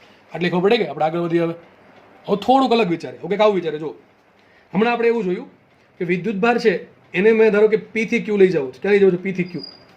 કાર્ય કેટલું પડે? ધારો કે ક્યુ વિદ્યુત ભાર છે. સૂત્ર શું આવશે? ક્યુ સંકલન પી થી ક્યુ ઈ ડોટ ડીઆર. હવે આપણને પ્રશ્ન થશે આ પી બિંદુ ક્યાં હોય છે કે ક્યુ બિંદુ ક્યાં હોય છે? કોઈ પણ હોઈ શકે. પી બિંદુ ને ક્યુ બિંદુ કોઈ પણ હોઈ શકે. વિદ્યુત ક્ષેત્રનું અંદરનું કોઈ પણ બિંદુ હોઈ શકે. એની કંઈ લિમિટ જ નથી. તમારે જ્યાં લઈ જાઓ ને લઈ જાઓ. તો એક કામ કરીએ સર, આવું થઈ શકે કે એકમ ધન વિદ્યુત ભારને અનંત અંતરેથી વિદ્યુત ક્ષેત્રના આપેલા બિંદુ પી સુધી લાવવા માટે વિદ્યુત ક્ષેત્ર વડે કેટલું કાર્ય કરવું પડે શોધવું છે. ઘણા કેસમાં તો અઘરું લાગે છે. અરે દોસ્ત અઘરું કાંઈ નથી, હમણાં જે ભણાવ્યું એ જ છે. ક્યુ વિદ્યુત ભારને ક્યાંથી ક્યાં લઈ જવાનું છે? અનંત અંતર. તો આપણું પહેલું બિંદુ કઈ થયું? ઇન્ફિનિટી. જો આ સૂત્ર ધ્યાનથી સમજો, બાકી ઉપરથી જશે. આટલું સમજાવવા માટે આગળના તમને 6 કેસ ભણાવ્યા છે. આટલું સમજાવવા માટે આગળના 6 કેસ ભણાવ્યા છે. હવે અહીંથી અઘરું ના લાગવું છું, બરાબર? સમજાવું છું, જેમ સમજાવતો જાઉં છું એમ સમજી જાઓ. ઓકે, ઘણા સમજી ગયા છે સમજાવવા પહેલાં મારા આગળના 6 કેસ ભણીને. તો એકમ ધન વિદ્યુત ભાર કોને લઈ જવાનું છે? +1 કુલમને. કંઈ વાંધો નહીં, આગળ વધીએ આપણે. તો એક લખતા જાય. ચલો કોને લઈ જવાનું છે? +1 કુલમને. +1 કુલમ લઈ જવાનું છે. આગળ વધીએ. ક્યાંથી ક્યાં લઈ જવાનું છે? અનંત અંતરેથી પી બિંદુ. તો સ્ટાર્ટ ક્યાંથી કરશું? અનંત અંતર. જો પી થી ક્યુ, તો પી થી ક્યુ આમ આવે.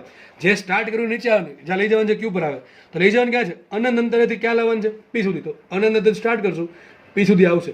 કોના દ્વારા? વિદ્યુત ક્ષેત્ર વડે. તો શું છે? સદિશ ઈ ડોટ ડી. હવે ક્યાં અઘરું છે? બની ગયું સૂત્ર? સૂત્ર બન્યું કે ના બન્યું? જો કે +1 કુલમ હશે, ભૂલ પડી ગઈ. 1 આવશે. 1 સમજ પડે કે ના પડે? સમજ પડવી જોઈએ. તો શું કર્યું આગળ કર્યું એ જ છે, આમાં કે નવીન નથી. ખાલી ઇન્ફિનિટી આવ્યો, એક પોઈન્ટ બદલી નાખ્યો મેં, એક પોઈન્ટ ફિક્સ કરી નાખ્યો અનંત અંતરેથી. તો વાંચો હવે ખાસ, એકમ ધન વિદ્યુતભાર હતો +1 કુલમને અનંત અંતર, તો અનંત અંતરથી ઇન્ફિનિટી ક્યાં લાવવાનું છે? વિદ્યુત ક્ષેત્રના આપેલ બિંદુ પી, તો પી બિંદુ સુધી લાવવાનું છે. કોના વડે કાર્ય કરવાનું છે? વિદ્યુત ક્ષેત્ર વડે. તો શું આવશે? સદિશ E ડોટ dr. સેમ વસ્તુ જો લખ્યું છે, અનંત એટલે કે ઇન્ફિનિટીથી પી લાવવાનો છે. કોને?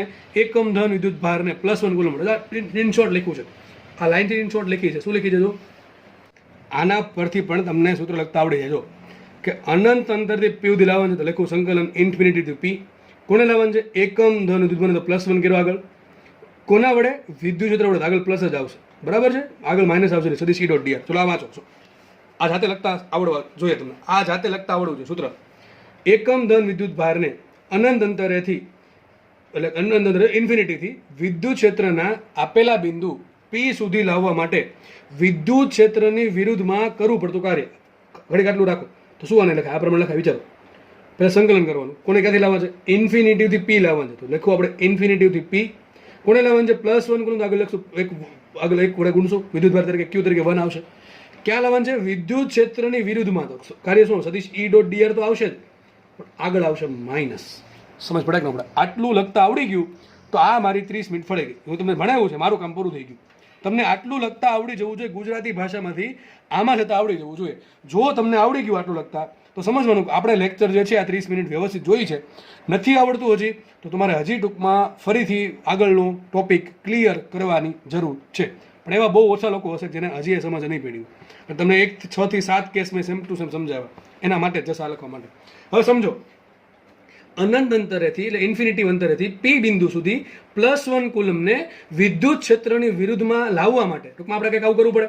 એક વિદ્યુતભાર Q છે, ક્યાં? ઇન્ફિનિટી અંતરે છે. પી બિંદુ ધારો કે અહીંયા છે, અહીંયા ધારો કે વિદ્યુત ક્ષેત્ર છે, અહીંયા શું છે? વિદ્યુત ક્ષેત્ર છે, આ પ્રમાણે વિદ્યુત ક્ષેત્ર છે, બરાબર. વિદ્યુત ક્ષેત્ર ધારો કે આ પ્રમાણે બહાર જાય છે. આપણે Qને ખેંચીને ક્યાં લાવવાનું છે? અનંત અંતરેથી છેક પી બિંદુ સુધી લાવવાનો છે. આ પ્રમાણે આપણે કંઈક કરવું પડશે. તો જે કાર્ય કરવું પડે એ જ કાર્યને શું કહેવાય? પી બિંદુનું વોલ્ટેજ, પી બિંદુનું વિદ્યુત સ્થિતિમાન. જો કેટલું ઇઝી છે, કેટલું ઇઝી છે. વિદ્યુત સ્થિતિમાન કહે છે. આઈ થિંક તમને બધાને ખબર પડી ગઈ છે કે વિદ્યુત સ્થિતિમાન શું છે. આમ ફિલિંગ આવે છે ભાઈ, સબ્જેક્ટ ફિઝિક્સ એ ફિલિંગનો જ છે. ફિલિંગ આવે છે સર વિદ્યુત સ્થિતિમાન શું છે? વિચારો કંઈક આવું છે. વિચારો, કલ્પના કરો થોડુંક આમ કે ભાઈ એક વિદ્યુત ભાર કેવું છે? અનંત અંતરે છે, ઘણો દૂર છે. આપણે ત્યાં મારી પાસે વિદ્યુત ક્ષેત્ર છે, એ વિદ્યુત ક્ષેત્રમાં કોઈ બિંદુ પી છે. હવે અનંત અંતરથી ખેંચીને વિદ્યુત ક્ષેત્રની વિરુદ્ધમાં મારે અનંત અંતરેથી પી બિંદુ લાવવો છે. તો પી બિંદુ કોને લાવવો છે? +1 કુલમને. +1 કુલમને એકમ ધન વિદ્યુત ભારને અનંત અંતરેથી વિદ્યુત ક્ષેત્રના આપેલ બિંદુ પી સુધી લાવવા માટે વિદ્યુત ક્ષેત્રની વિરુદ્ધમાં કરવા પડતા કાર્યને શું કહેવાય? વિદ્યુત સ્થિતિમાન કહે છે. આઈ થિંક બધાને વ્યાખ્યા વિદ્યુત સ્થિતિમાનની સમજાઈ ગઈ છે. આમાં ગોખવાની જરૂર નથી કે સર આ બધું શું છે. હવે બધું શું છે ખબર પડવી જોઈએ, બરોબર કે નહીં? શું લખ્યું છે? અનંત અંતરથી પી બિંદુ લાવવો છે. કોને? એકમ ધન વિદ્યુત ભારને. ક્યાં? વિદ્યુત ક્ષેત્રની વિરુદ્ધમાં. તો જે કાર્ય કરવું પડે એ કાર્યને જ વિદ્યુત સ્થિતિમાન કહેવાય. તો આના પરથી આપણને કંઈક એવી સેન્સ આવે વોલ્ટેજની કે વિદ્યુત સ્થિતિમાનની, કે વિદ્યુત સ્થિતિમાન એક ટાઈપનું કાર્ય છે. આવે કે ના આવે? આવી સેન્સ તમને ફિલિંગ આવી જોઈએ. વિદ્યુત ક્ષેત્ર શું છે? એક ટાઈપનું કાર્ય છે. કયું કાર્ય છે? એકમ ધન વિદ્યુત ભારને અનંત અંતરેથી પી બિંદુ સુધી લાવવા માટે વિદ્યુત ક્ષેત્રની વિરુદ્ધમાં જે કાર્ય કરવું પડે એ કાર્ય જ છે વિદ્યુત સ્થિતિમાન. હવે કાર્ય કેવી રાશિ? અદિશ રાશિ. તો મને એમ કહો વિદ્યુત સ્થિતિમાન પણ કેવી રાશિ? અદિશ રાશિ. જો વિદ્યુત ક્ષેત્ર હોય તો જરૂર પડે સર વિદ્યુત ક્ષેત્ર કેટલું છે ને કઈ દિશામાં છે. વિદ્યુત સ્થિતિમાનમાં ખાલી એટલું જ જરૂર પડશે સર વિદ્યુત સ્થિતિમાન કેટલું છે, કઈ દિશામાં છે, કદાપી શોધવાનું હશે જ નહીં. કારણ કે વિદ્યુત સ્થિતિમાન અદિશ રાશિ છે. કારણ શું? કાર્ય છે, એક ટાઈપનું કાર્ય છે. એક ટાઈપનું કાર્ય છે, પણ કોના માટે? +1 કુલમ માટે. તો જો લખ્યું છે અહીંયા કેટલું કાર્ય? ઇન્ફિનિટીથી પી સુધી લાવવાનું કાર્ય. તો સંકલન ઇન્ફિનિટીથી પી E ડોટ dr, અને આગળ 1 લખેલો છે દેખાવો જોઈએ, અને માઇનસ શું કામ આવ્યું? વિદ્યુત ક્ષેત્રની વિરુદ્ધમાં કાર્ય થાય છે એટલા માટે. અને આને જ શું કહેવાય? આને કહેવાય પી બિંદુ આગળનું વોલ્ટેજ. જો વોલ્ટેજ માટે આપણે વી વાપરશું, વોલ્ટેજ માટે સંજ્ઞા વી વાપરશું વિદ્યુત સ્થિતિમાન માટે. તો કોનું વોલ્ટેજ છે? વીનું વોલ્ટેજ છે. યાદ રાખો, વોલ્ટેજ છે એ ભલે અદિશ રાશિ છે, પણ તમે એકલું વોલ્ટેજનું કોઈ મહત્વ નથી. આપણે વોલ્ટેજને હંમેશા સાપેક્ષમાં જ માપવામાં આવે. માનો કે તમને પ્રશ્ન પૂછું, ભાઈ તમારી ઊંચાઈ કેટલી, તમે કેટલી ઊંચાઈએ છો અત્યારે? તો કોઈ પ્રશ્ન પૂછે સર ક્યાંથી? જમીનથી, પહેલા માળથી. તમે ધારો કે 10મા માળે છો, 10મા માળે તમે ઊભા છો કોઈ બિલ્ડિંગમાં, ટેરેસ પર, ધારો કે ટેરેસ પર ઊભા છો. તો કોઈ પ્રશ્ન પૂછે કે ભાઈ તમારી ઊંચાઈ કેટલી ઊંચાઈએ છો તમે? તો પ્રશ્ન મગજમાં કદાચ થાય કે કેટલી ઊંચાઈથી હશે, કંઈ ન હોય તો આપણે જમીન લઈ લે, ચલો જમીનથી 10માં ટેરેસ જેટલી ઊંચાઈ, એવું થોડું જરૂર છે જમીન જ લઈ, કોઈ એમ કોઈ 5મા માળે હોય, બરાબર ને, તમે ટેરેસ પર તમે શું કહે ભાઈ હું ટેરેસ પર છું, તો ઊંચાઈ કેટલી થઈ 5મા માળથી લઈને ટેરેસ સુધીની. ટૂંકમાં ઊંચાઈમાં કેમ જેમ આપણે સંદર્ભ લઈએ, સંદર્ભ કોને લઈએ આપણે, જમીને લઈએ, કંઈ ના હોય તો ટૂંકમાં એમાં શું જરૂર પડે, કેટલો ફેરફાર થાય છે એની જરૂર પડે. તમે યાદ હશે આવું સ્થિતિ ઉર્જા ભણાવ્યું હતું કે સ્થિતિ ઉર્જા છે એ સંદર્ભ રાશિ છે. ટૂંકમાં સ્થિતિ ઉર્જા છે એનું નિરપેક્ષ મૂલ્યનું કોઈ મહત્વ નથી, સાપેક્ષ મૂલ્યનું મહત્વ. સાપેક્ષ એટલે કોની સાપેક્ષ સ્થિતિ ઉર્જા? તમને યાદ હશે આપણે નોર્મલી શું લઈએ, જમીન પર સ્થિતિ ઉર્જા 0 લઈએ અને જેમ જેમ ઊંચાઈ વધતી જાય ત્યારે ઊંચાઈ સ્થિતિ ઉર્જા શું છે, mgh. આનાથી ઉલટું કર્યું હતું ગુરુત્વીય સ્થિતિ ઉર્જામાં કે ઇન્ફિનિટી અંતરે સ્થિતિ ઉર્જા 0 હતી અને પૃથ્વીની સપાટી પર કેટલી હતી, કદાચ તમને યાદ હશે -gme m/re. આવું યાદ હશે કદાચ, તમને આવું ભણાવ્યું હતું. સેમ વસ્તુ અહીંયા છે, વોલ્ટેજ છે એના નિરપેક્ષ મૂલ્યનું મહત્વ નથી, કારણ કે એ કામનું નથી. મારે કામ કોનું છે, કોની સાપેક્ષ વોલ્ટેજ. તો આ કોનું વોલ્ટેજ કહેવાય, પી બિંદુનું વોલ્ટેજ. તમે કીધું સર કે વોલ્ટેજ પી બિંદુનું કહેવાય, તમે પછી એમ કહો છો કે સાપેક્ષ કહેવાય. તો સાપેક્ષ કોની સાપેક્ષ છે, ઇન્ફિનિટીવની સાપેક્ષ છે. ક્યાંથી ક્યાં લેવા, ઇન્ફિનિટીવથી પી લેવા. તો અને વાંચતા જો શું લખ્યું અને વાંચતા આવડવું જોઈએ. આ વેગ નથી, શું છે વોલ્ટેજ. કોનું વોલ્ટેજ, મેં પહેલાં કીધું હતું જે પહેલાં હોય ને એનું બધું હોય. રાશિ કોને લાગુ પડે, પહેલાં હોય ને. તો પીનું વોલ્ટેજ ઇન્ફિનિટી સાપેક્ષ. આપણે આવું ભણતા VAB એટલે કે એનો બી સાપેક્ષે વેગ. તો એવું જ છે પીનું ઇન્ફિનિટી સાપેક્ષે વોલ્ટેજ. તો શું લખાય VP, અને આપણે શું લખાય યાદ કરો, VA - VB એટલે કે એનો વેગ માઇનસ બીનો વેગ. સદિશ રાશિ છે બધી, જો કે બરોબર છે. આપણે ઉપર સદિશ નહીં હોય, સદિશ રાશિ છે. તો છૂટો પડે શું લખાશે, VP - V ઇન્ફિનિટી. આમાં કોઈ વાંધો હશે નહીં. હવે આપણે ધાર લીધું છે.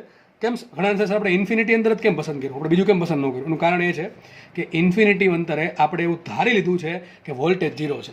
શું ધારી લીધું છે, ઇન્ફિનિટી અંતરે વોલ્ટેજ 0 છે એવું ધારી લીધું છે. તો પી બિંદુનું ઇન્ફિનિટી સાપેક્ષે વોલ્ટેજ શું આવશે, VP - V ઇન્ફિનિટી. પરંતુ V ઇન્ફિનિટી જો 0 હોય તો શું આવશે, VP - 0 બરાબર VP થઈ ગયું ન થઈ ગયું. તો હું એમ કહું કે પી બિંદુ આગળનું વોલ્ટેજ, તો મતલબ એમ સમજવાનું તમારે કે પી બિંદુનું ઇન્ફિનિટી સાપેક્ષ વોલ્ટેજ. કારણ કે કોઈ પણ બિંદુનું એકલું વોલ્ટેજ હોય નહીં, કોઈકની સાપેક્ષે જો કોઈ સાપેક્ષ હોય કોણ હોય, ઇન્ફિનિટી હોય. આટલી ખબર પડે કે ના પડે, આટલી બધાને ખબર પડવી જ જોઈએ. સમજ પડે છે કે નહીં? તો ઘણું બધું આટલા 2-3 લીટીમાં આપણે ઘણું બધું શીખી ગયા કે વોલ્ટેજ કોને કહેવાય. કોનું વોલ્ટેજ છે, પી બિંદુનું. કોની સાપેક્ષે, ઇન્ફિનિટી સાપેક્ષે. ઇન્ફિનિટી સાપેક્ષે વોલ્ટેજને શું કે VP - V ઇન્ફિનિટી. પરંતુ V ઇન્ફિનિટી શું લીધું આપણે, 0 ધાર લીધું. આ ધારેલું છે, યાદચ્છિક રીતે પસંદ કરેલ છે, યાદચ્છિક રીતે પસંદ કરેલ છે. આપણી સરળતા માટે પસંદ કર્યું છે કે V ઇન્ફિનિટી બરાબર 0 મૂકી દેશું આપણે. એ પ્રમાણે આપણે ગ્રાઉન્ડનું પૃથ્વીનું વોલ્ટેજ 0 લઈએ મોટા ભાગે, બરાબર છે. ઓકે ચલો, તો આઈ થિંક બધાને ખબર પડી કે આ શું કહેવા માંગે છે સમીકરણ. તો આ સમીકરણ બધાને ખબર પડી જવી જોઈએ. શું લખવું છે, ખાસ વાંચતા આવડવું જોઈએ, સમજતા આવડવું જોઈએ. આ વસ્તુ આવડી ગઈ, તમારું અડધું કામ પૂરું થઈ ગયું, બરોબર છે. આગળ વધીએ આપણે. તો આગળની વસ્તુ સમજાઈ ગઈ, તો આ વસ્તુ સમજાઈ ગઈ. ચલો તમને આમ કીધું કે પી બિંદુ આગળ વોલ્ટેજ શોધો, તો તમને હવે આવું બધું કંઈ નહીં આવે. તો પેલી વ્યાખ્યા હતી ને કે અનંત અંતરેથી એકમ ધન દૂધભારને પી બિંદુથી લાવવાનો છે વિદ્યુત ક્ષેત્રની વિરુદ્ધમાં, જે કાર્ય કરવું પડે. અને શું કહેવાય, પી બિંદુનું વોલ્ટેજ. આ જાતે આમને લખતા આવડવું જોઈએ. વિચારવાનું આમ છે કે વોલ્ટેજ કીધું છે કોનું, પી બિંદુનું. તો પી બિંદુ ઉપર આવશે. વોલ્ટેજ એકલું હોય નહીં, કોણ સાપેક્ષ હોય, ઇન્ફિનિટી સાપેક્ષ. કોણ સાપેક્ષ હોય, ઇન્ફિનિટી સાપેક્ષ. તો કરવાનું શું થશે, એકમ ધન દૂધ એટલે +1 મૂકવો પડે. +1 ને ઇન્ફિનિટીથી પી લાવવાનો છે વિદ્યુત ક્ષેત્રની વિરુદ્ધમાં, એટલે માઇનસ મૂકવું, E.dr જે કાર્ય કરવું પડે એને વોલ્ટેજ કહેવાય. તો સૂત્ર લખતા ટૂંકમાં આવડવું જોઈએ. શું આવશે, -ઇન્ફિનિટી ટુ P E.dr. એને શું કહેવાય, પી બિંદુનું વોલ્ટેજ કોણ સાપેક્ષ છે, ઇન્ફિનિટી સાપેક્ષ. તો આમ લખો કે આમ લખો. હું એમ કહું ભાઈ કોઈ વ્યક્તિની ગાડીની સ્પીડ છે, બાઇકની સ્પીડ છે 30 km/h છે. હવે આ વસ્તુ અડધી જ કહેવાય, કારણ કે સ્પીડ હોય, ઝડપ હોય, કોઈની સાપેક્ષ હોય. કોઈ ન હોય તો કોણ હોય, જમીન હોય, સ્થિર વ્યક્તિ હોય, સ્થિર વસ્તુ સાપેક્ષ હોય, બરાબર છે. સમજ પડે કે નહીં? આ બધું આપણે ગતિમાં ભણેલા છે, સાપેક્ષ ગતિ. એ પ્રમાણે અહીંયા વોલ્ટેજ છે એ કોઈની સાપેક્ષ છે, કોઈનો કોણ હશે, ઇન્ફિનિટી હશે. તો પી બિંદુનું વોલ્ટેજ એટલે કોણ સાપેક્ષ છે, ઇન્ફિનિટી સાપેક્ષ. આ પ્રમાણે લખાય. VP લખો, VP ઇન્ફિનિટી લખો કે VP - V ઇન્ફિનિટી લખો. આ V ઇન્ફિનિટી કેટલા 0 જ હોય, એટલા માટે VP - V ઇન્ફિનિટી બરાબર થઈ જશે, VP થઈ જશે. સેમ રીતે માનો કે Q બિંદુ આગળ તમને વોલ્ટેજ માંગ્યો તો શું આવશે, ખાલી પિન જગ્યાએ Q આવશે કે ભાઈ ઇન્ફિનિટીથી Q લાવો વિદ્યુત ક્ષેત્રની વિરુદ્ધમાં, એટલે માઇનસ આવશે E.dr બરાબર. બેઠી વસ્તુ VQ લખો, VQ ઇન્ફિનિટી લખો કે VQ - V ઇન્ફિનિટી લખો. આ કેટલા આવશે, 0 આવશે. આપણે ધારેલા છે. હવે ખાસ વસ્તુ આપણે અહીંયા એવું ભણ્યા, ખાસ સમજો કે ઇન્ફિનિટીથી પી લાવવો છે કોને, +1 કુલમ વિદ્યુત ભારને વિદ્યુત ક્ષેત્રની વિરુદ્ધ દિશામાં. સૂત્ર આપણે શું લખતા, આવું કંઈક લખતા કે સંકલન ક્યાંથી ક્યાં લાવવાનું છે, ઇન્ફિનિટીથી પી લાવવાનો છે, બરાબર છે. સદિશ E.dr કોને લાવવાનું છે, +1 કુલમને. આગળ 1 લખવાની જરૂર નથી, પણ વિદ્યુત ક્ષેત્રની વિરુદ્ધમાં છે, આગળ શું લખશું, માઇનસ. આને શું કહેવાય, આને કહેવાય પી નું વોલ્ટેજ ઇન્ફિનિટી સાપેક્ષ. સમજ પડે કે ના પડે? આટલી સમજ પડે કે ના પડે? આટલી સમજ બધાને પડવી જોઈએ. આ કેમ લખ્યું છે હવે તમને જો હજી ન આવડતું હોય તો ભાઈ તમે વ્યવસ્થિત લેક્ચર જોતા નથી એવું સાબિત થઈ જાય છે, પાક્કું છે, બરાબર છે. હવે સમજો, માનો કે મારે સાહેબ ઇન્ફિનિટી રાખવું, મારી પાસે એક પી બિંદુ છે, બરાબર, સોરી ક્યુ બિંદુ છે. ક્યુ બિંદુથી વિદ્યુત ભારને પી બિંદુ સુધી લઈ જવો છે. તો સર વોલ્ટેજમાં કેટલો ફેરફાર થાય એ શોધવું છે. તો લખ્યું છે અહીંયા પી બિંદુનું ક્યુ બિંદુ સાપેક્ષ વોલ્ટેજ. જેને આ ખબર પડી ગઈ ને આ સમજ પડી જશે. અહીં શું લખ્યું આપણે? અહીં એવું લખ્યું છે કે પી બિંદુનું ઇન્ફિનિટી સાપેક્ષ વોલ્ટેજ શું આવે? તો આના લખાયા પ્રમાણે કે વીપી માઇનસ વી ઇન્ફિનિટી. તો વીપી ઇન્ફિનિટી કયો કે વીપી માઇનસ વી ઇન્ફિનિટી કયો શું આવશે? માઇનસ ઇન્ફિનિટીથી પી સદીશ ઈ ડોટ ડીઆર. તો આ લખતા આવડે કે ન? આમાં શું નવી નવાઈ છે? ખાલી ક્યુની જગ્યા, સોરી ઇન્ફિનિટીની જગ્યાએ શું લખવાનું છે? જસ્ટ ખાલી ક્યુ લખવાનું છે. અને વંચાઈ શું? ક્યુની સાપેક્ષે પી બિંદુનું વોલ્ટેજ અથવા પી બિંદુનું ક્યુની સાપેક્ષે વોલ્ટેજ શું આવશે? VP minus VQ. શું આવશે? VP minus VQ. તો શું હતું હમણાં? અહીંયા શું હતું? VP minus V infinity. સૂત્ર શું આવ્યું હતું? ઇન્ફિનિટીથી P minus E dot DR. તો અહીંયા શું આવશે? ક્યુ થી પી એટલે કે ઇન્ટિગ્રેશન ઓફ ક્યુ થી પી, બરાબર ને, માઇનસ ઈ ડોટ ડીઆર. ખાલી ઇન્ફિનિટી જગ્યાએ ક્યુ આવ્યું. કેમ? આપણે અહીંયા ઇન્ફિનિટીથી પી સુધી લાવતા હતા. અહીંયા ક્યાં લાવશું? ક્યુ થી પી લઈ જશું એકમ ધન વિદ્યુત ભારને વિદ્યુત ક્ષેત્રની વિરુદ્ધમાં એટલે કાર્ય કરવું પડે. શું કહેવાય? ક્યુ થી પી એટલે શું કહેવાય? ક્યુ બિંદુની સાપેક્ષે પી બિંદુનું વોલ્ટેજ. તો આ સૂત્ર અત્યાર સુધીની ચર્ચાનું સૌથી મહત્વનું સૂત્ર. આ સૂત્ર જે છે એ ભાઈ બહુ જ કામનું સૂત્ર છે અને એમાં જરાય પણ ગોખવાનું થતું નથી, બરાબર? બધાને આવડવું જોઈએ. હવે તમે વીક્યુ ઝીરો મૂકી શકો? ના સાહેબ, હવે તમે વીક્યુ ઝીરો મૂકી શકો નહીં, બરાબર છે. તમને વીક્યુ કંઈક હશે 1 વોલ્ટ 2 વાર ઝીરો હોઈ શકે.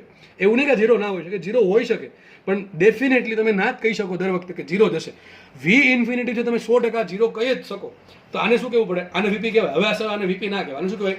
પી બિંદુનું ક્યુ સાપેક્ષ વોલ્ટેજ. પણ આને તમે પી બિંદુનું ઇન્ફિનિટી સાપેક્ષ વોલ્ટેજ કયો કે સિમ્પલ પી બિંદુનું વોલ્ટેજ કયો, બધું સરખું છે. પણ અહીંયા તમે એવું કહી શકો નહીં, કારણ કે હવે ક્યુ બિંદુનું વોલ્ટેજ શું છે એ આપણને ખબર નથી એટલા માટે, બરાબર? તો શું આવશે? વીપી માઇનસ વીક્યુ આવશે. સંકલન ક્યુ થી પી ઈ ડીઆર. જો તમને એક લખવાની એક રીત યાદ અપાવું, લખવાનું કહી દે, જો આ રીતે સમજવાનું. જો માંગુ છું વીપી ક્યુ માંગુ લખાઈશું ને વીપી આમ આ તો બધા લખતા આવડતું જશે. આ લખતા ન આવડતું એના માટે ધોરણ 11 રિવિઝન કરી નાખો, બરાબર છે. વીપી ક્યુ શું કહેવાય? વીપી માઇનસ વીક્યુ એટલે કે પી બિંદુનું ક્યુ સાપેક્ષ વોલ્ટેજ. જો આમ સ્ટાર્ટ કરવાનું. જો પહેલાં શું કરવાનું? વીપી ક્યુ છે ને પહેલાં સંકલન કરી દઉં છું. સંકલન કરી દઉં આપણે સંકલન કરી દીધું, નીચે કરું છું. પહેલાં સંકલન કરવાનું આ રીતે સ્ટાર્ટ કરવાનું પાછળથી. પહેલાં કોણ છે? ક્યુ બિંદુ છે. વીપી માઇનસ વીક્યુ પહેલાં અહીંથી સ્ટાર્ટ કરવાનું. ક્યુ લખવાનું, આગળ માઇનસ લખવાનું, પછી પી લખવાનું. આવડશે કે નહીં? 3 વસ્તુ કરવાની. આ જોઈને 3 વસ્તુ કરો. જો આપણે કેમ આ શીખવાડું છું પણ પેલા સાબિત કરી દીધું છે. હવામાંથી નથી આવું, ક્યાંથી આવું? એના માટે આટલી 40 મિનિટ બગાડી તમારા માટે. સમજ પડે કે નહીં? એટલે આ હવામાંથી નથી આવવા, યાદ રાખવાની રીત છે દોસ્ત, બરાબર? આગળનું જેટલી બી સમજે બધું કામનું છે. પણ જસ્ટ આપણે ઉતાવળ હોય, આપણે ભાઈ સમય ઓછો હોય એટલા માટે સૂત્ર ફટાફટ બનાવતો સૂત્ર ફટાફટ યાદ આવે અને દાખલો ગણી શકે એના માટે શીખવાડું છું કે પી બિંદુનું ક્યુ સાપેક્ષે વોલ્ટેજ કીધું શું આવશે? VP minus VQ. તો પહેલાં ક્યુથી સ્ટાર્ટ કરવાનું, ક્યુ નીચે લખવાનું, પછી સંકલન કરવાનું, પછી માઇનસ કરવાનું, પી મૂકવાનું. શું છે? બાકી મૂકી દેવાનું ઈ ડોટ ડીઆર. આને શું કહેવાય? પી બિંદુનું ક્યુ સાપેક્ષ વોલ્ટેજ વીપી ક્યુ. વાત પતી ગઈ. ચલો સેમ આપણે એક પ્રેક્ટિસ કરીએ. આ પ્રેક્ટિસ માટે લખ્યું છે અને પહેલાં વંચાઈ એમ કે એ પાસે અથવા એ આગળ બી સાપેક્ષ વોલ્ટેજ એટલે કે એનું બી સાપેક્ષ વોલ્ટેજ શું હોય? પહેલાં લખાઈશું આને વીએ માઇનસ વીબી. શું લખાય? વીએ માઇનસ વીબી. એટલે એ સાઈડમાં લખું છું. પહેલાં શું કરવાનું? પહેલાં સંકલન કરવાનું. શું કરવાનું? સંકલન. પહેલાં કોણ?